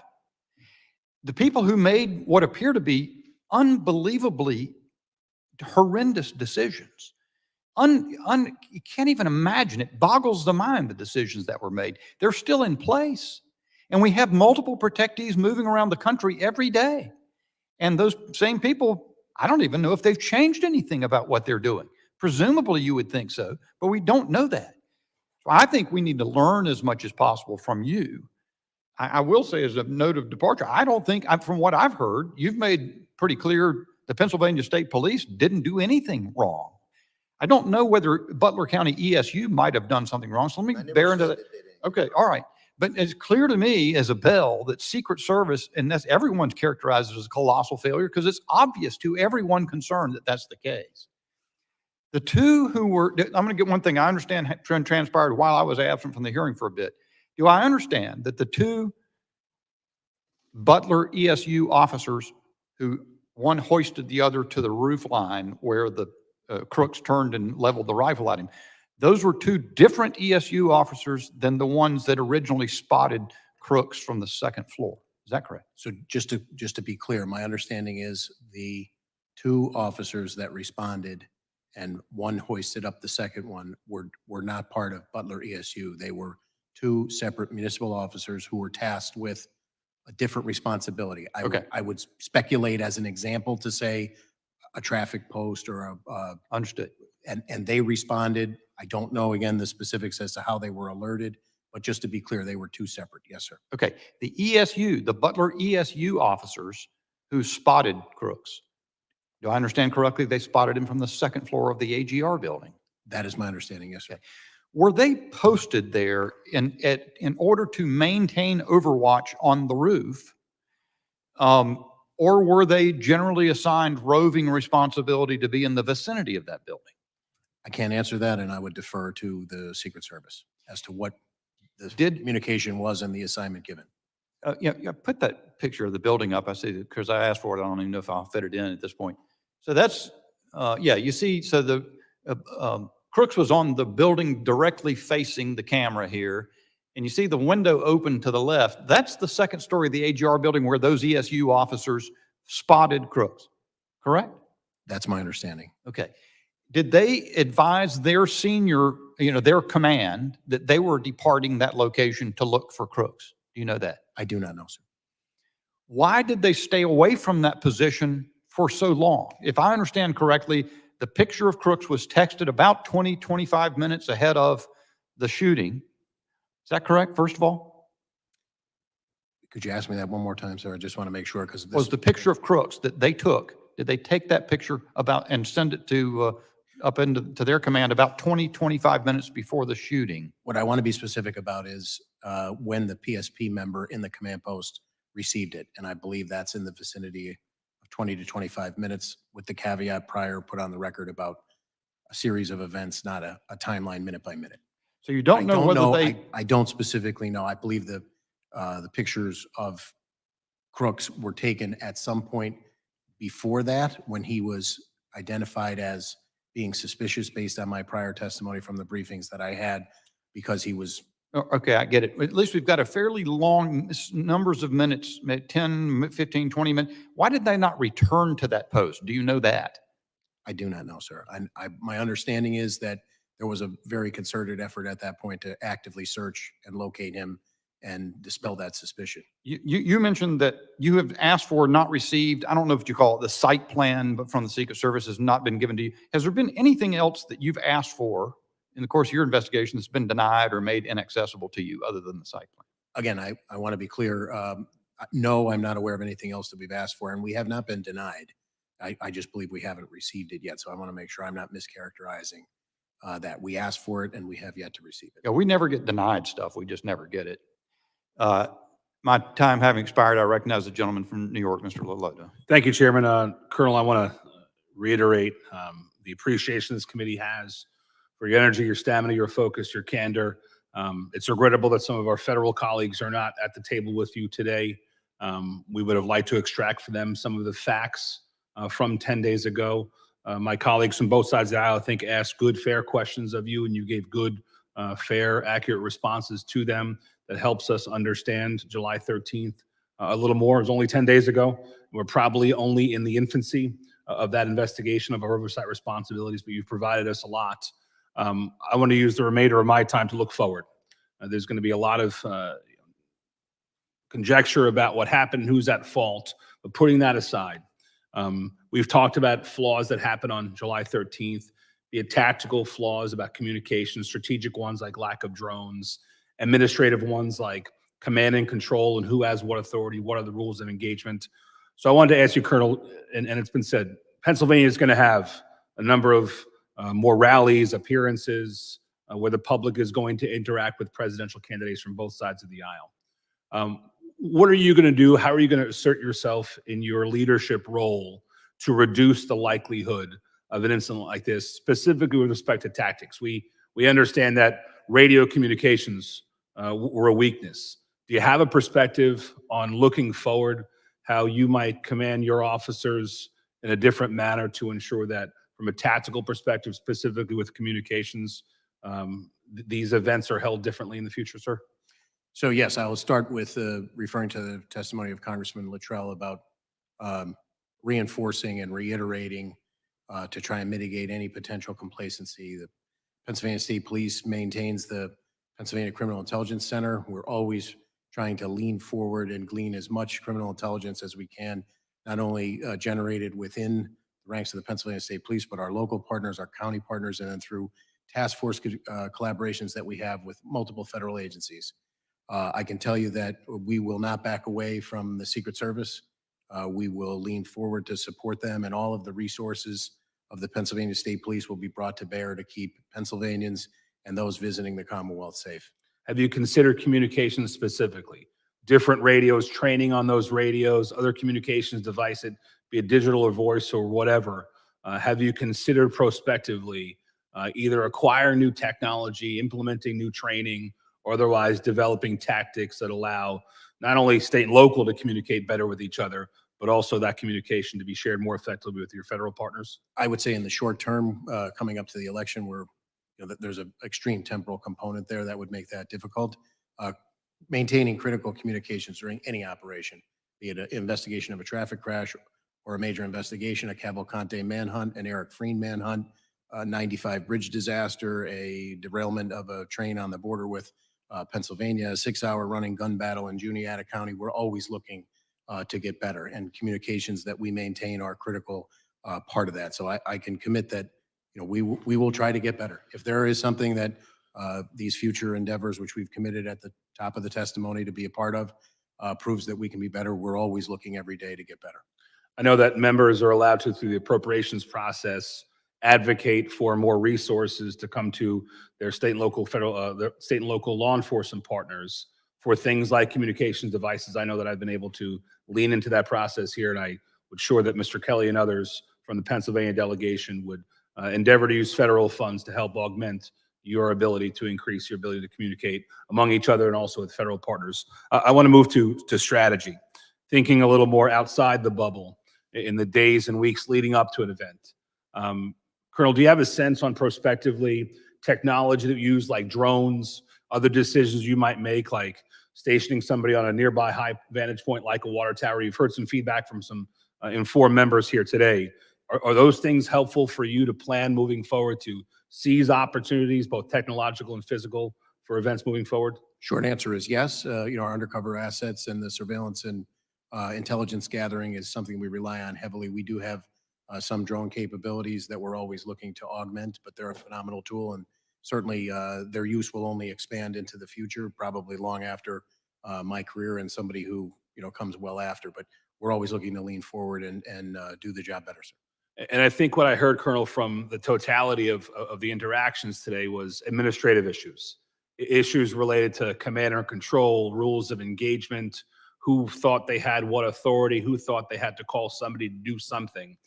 Colonel, do we have your commitment that you'll lean as far forward as possible and essentially command my negation, that you'll do everything that was within your power until you're told to stop to ensure the safety of presidential candidates? Yes, sir. Thank you, Chairman. I yield. Gentleman yields back, and Chairman Green's going to return momentarily, so I want to keep the hearing going pending his return. And I've got a few more questions, and so I will call a third round of questioning. And let me then recognize myself for 5 minutes. Colonel Paris, did you say? I think I heard you say in the course of the hearing that you believe Mr. Crooks fired 8 shots and that 8 shell casings were recovered. Did I hear that? Yes. Okay. Were they all recovered in the vicinity of his body? I'm told that they were. When the information, let's see, the information concerning having identified Crooks as a suspicious figure was relayed, and the text message was sent to the Secret Service Command Center. PSP was present, I understand. Is that correct? The PSP member who received those from Butler ESU. That's what I want to clarify first. Was it a PSP member who received that text? So I can comment that it was a PSP member who received that from Butler ESU. And passed it and then advised Secret Service. Immediately advised Secret Service and then passed it at their direction to a telephone number, texted the information to a telephone number. That's what I was briefed. It was given by the Secret Service representative. Did the Secret Service representative indicate to whom that connected? Who was being sent the information via that number? I do not know. Our understanding was from an interview that we conducted that it was some sort of tactical asset of the Secret Service.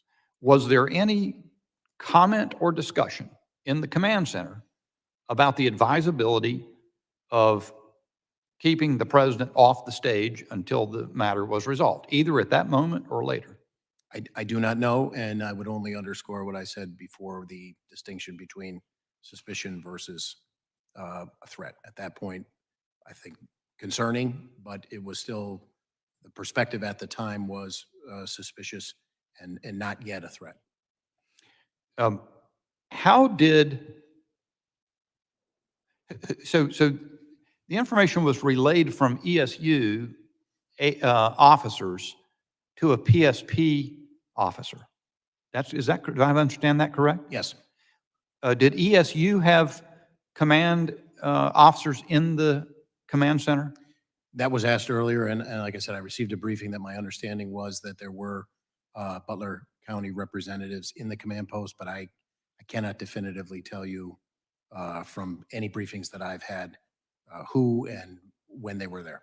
Do you have any insight why the Butler ESU officers transmitted that information to a PSP representative rather than to a Butler ESU representative in the command center? I understand that there was, the Butler ESU person from whom it came and the PSP member to whom it was sent they essentially knew one another.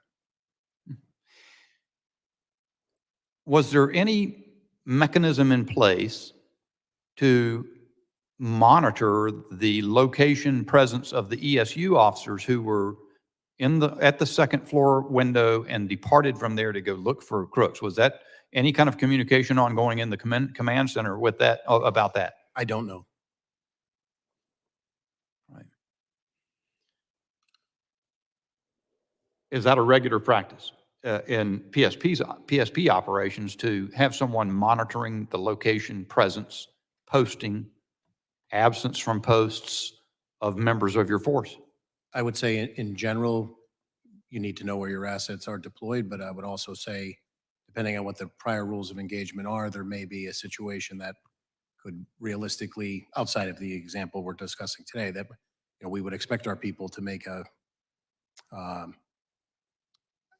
decision in the immediate moment to address another issue.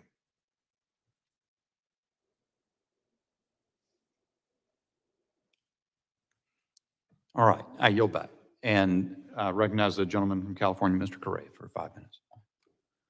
Thank you, Mr. Chairman. Again, gentlemen, thank you for being here. Something Mr. LaLota said that I want to emphasize and underline, which is, gentlemen, I hope you lean forward when it comes to making decisions, making what your gut tells you is the right decision when you're out there trying to protect American lives, especially those of candidates. The situation is an interesting one because in this committee, we have been talking about domestic terrorism as being a bigger threat to the United States than foreign terrorism. And I would imagine, based on the facts that we know them today, this is a domestic individual that God knows what motivated him to do what he's doing. He was looking up information according to what I've read. He was looking up both Democrat and Republican candidates. God knows what set him off or where he was going, or what targets he was really focused on other than possibly the opportunity. This is not good news because this is essentially a lone wolf, it would appear, that just God knows what motivated him. And I'm bringing this up because, Mr. Yoes, you represent thousands of police officers in this country. A lot of them doing the job to the best of their abilities. And yet these are challenges that are very hard to take on. How do you, based on what your officers say out there, what is it that we can do to make your job better? What is it that we can do to begin to get a grip on these lone wolf attacks that are domestically motivated and grown? Well, sir, I'm not too sure I have an easy answer for you on that one. I will tell you that we live in extraordinary times right now where we've gone from talking to people to talking at people. And I think what you see over a period of time, this is eroded to a part where I think through social media or whatever events, we built a community around our own belief systems. And I think that in some ways is what empowers some people who act out on things. We may never understand why some people take the actions they do. I think we're just in some extraordinary times with so much hate in our country. And that's across the board. As a law enforcement officer, we went through that period of time of the dehumanization of law enforcement. It certainly took a toll on us as a profession. I'll give you some examples of how dangerous it is to be a police officer right now. Last year, there were 378 officers that were shot in the line of duty. 60 died. And the number of ambush attacks on law enforcement officers were over 100. That's last year. This year, already the first 6 months, we're at 200 officers have been shot in line of duty. Last year, was 376. and this year This year, we're at 200 just in the first 6 months. So we're on par, or it will exceed what last year's been. There's just so much hatred in our country right now, and I think that I agree with the statements made by pretty much everyone in this room. We need to turn the rhetoric down. I think it's not serving to anyone. The hatred that we have across this country is permeating into everything we have, and that's everybody owns a little bit of responsibility with it. We need to focus on finding solutions to problems rather than blaming others for what the problems are. I know that that's not your question, but I think it. well, actually, you are answering my question, sir. I'm sorry, what? You are answering my question. Yeah. So what can be done, sir? We really need to turn the rhetoric down. We need to recognize that in reality, this is the reality when it comes to law enforcement. The majority of violent crime in this country is committed by a small percentage of people. And when we're able to separate them from the people that they prey on, we impact crime. We struggle in this country because law enforcement officers are doing their job to try and separate that. But I think our system is just so many layers in it that shows that it's fractured. And we really need to get back to the real business of protecting the people we serve. That's the end of the day. That's what's most important. And so we live in some extraordinary times. I look at what happened here on the political stage. It doesn't surprise me because this has been happening across our country, across a number of individuals. Commissioner Paris, any thoughts? I would just say that we endeavor to try and be the most professional that we can to earn that respect every day. I think every encounter of the millions of calls of service that troopers answer across 45,000 square miles of the Commonwealth is an opportunity to establish that relationship and be professional and do the right thing. And that's what I think, sometimes the more complex the problem, the more simple the solution in terms of keeping our focus on being professionals, doing the right thing at the right time, and showing up every day and earning it. If I conclude by saying that thank you for your service to our country and to our communities, keeping us safe, and consider us, I think I can speak for everybody up here, consider us partners of yours. Work with us, talk to us, not at us, but with us, so we can figure out how to solve some of these issues. Thank you very much, Mr. Chairman. My time is up. Gentleman yields back, and all time having expired in the second round of questioning, I would yield to the ranking member for a closing statement if you have one, sir. Thank you, Mr. Chairman, and I do. And again, to repeat myself, thanks our witnesses for being here today. And I want to thank our chairman for calling this most important hearing. July 13th was a tragedy. Can't let it happen again. And that's why we're here today, oversight to get the facts. And I believe that we have started getting some facts. A whole lot more work to be done, but we're going in that direction. We do have a lot of questions for the Secret Service, for local law enforcement. And as Mr. Ivey said, the locals didn't get a lot of notice when it came to this campaign event for a presidential candidate. We need to do better. The American public is relying on us to get some answers. They want to make sure that we're doing the best we can to guard our democracy by guarding our candidates to office. And as we get closer to the November election, like you both have said, we got to watch the rhetoric. We got to tone it down. And I've heard those words in this committee. Right after January 6th, we echoed those same words from both sides. Tone it down, folks. And we're still there. We can do better. We can do better for this country, for our democracy. And we need to again set an example for the rest of the world. All of us together, we can do this. Thank you very much, Mr. Chairman, and I yield.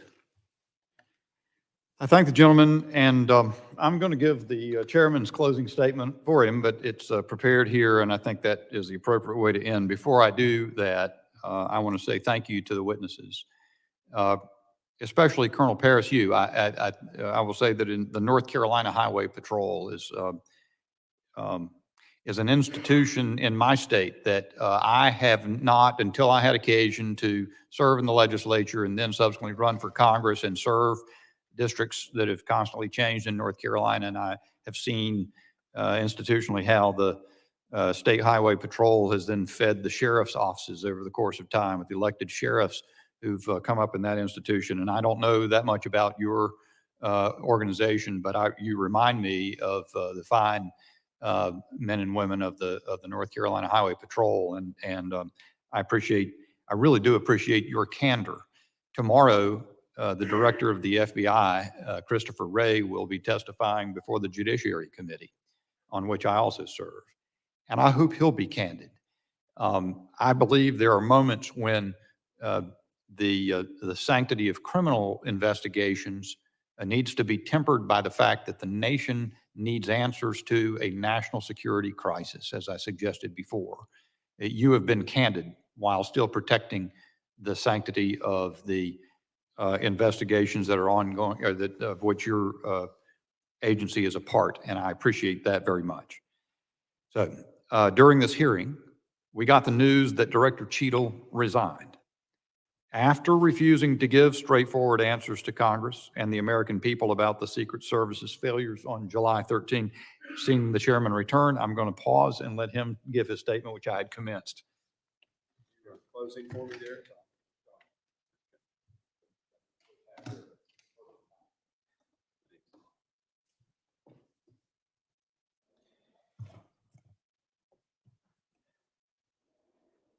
However necessary as it was, Director Cheadle's indisputably overdue resignation is only the first step on the path to accountability and reform. Today's hearing was a vital step in obtaining more information about what happened in Butler, Pennsylvania, but Congress has a lot of work ahead of us. I think today, as we've questioned these professionals who've served their communities and their states for their lifetime, we've discovered a lot of facts, particularly about the operation. Yesterday when we were on the site, we learned about the planning failures. Today, we've learned about conducts of the operation failures, communications and things like that, people moving and maybe not notifying, those kinds of things.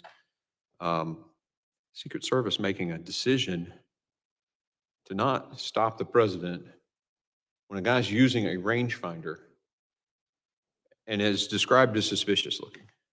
I just boggles the mind. We're going to continue to investigate the failures of the Secret Service. Our mission is very clear. We've got to get to the bottom of it. This can't ever happen again. I want to thank both of you for serving and for a very long testimony today. Thanks for sticking around and letting us.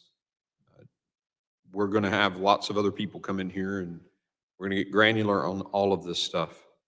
But this is the closest that anyone's come to taking the life of a president or a presidential candidate in over 4 decades. It can never happen again. It just simply cannot. So we're going to continue our fact finding to figure out exactly how it happened, much like a after action review would. Identify all those areas and ensure that Secret Service whomever steps up to take that leadership role now does so and addresses these things. Again, thank you, gentlemen, for being here. And if there are members, what often happens in our committee hearing, they'll have questions that come to them. They have a few days to generate written questions. Would you be open to us sending those to you and you just send a letter back with the answers in writing? Okay, thank you. I appreciate the affirmative nods. Again, thanks for being here. And I think both sides of the aisle did an amazing job. And you made some closing comments, Mr. Gray. Did you get a I chance did. to? Okay, I'm sure. I'm Have sorry I second missed shot, them. so I'm get sure they another were. second shot, I can repeat myself. I'll go watch the tape. The committee stands adjourned.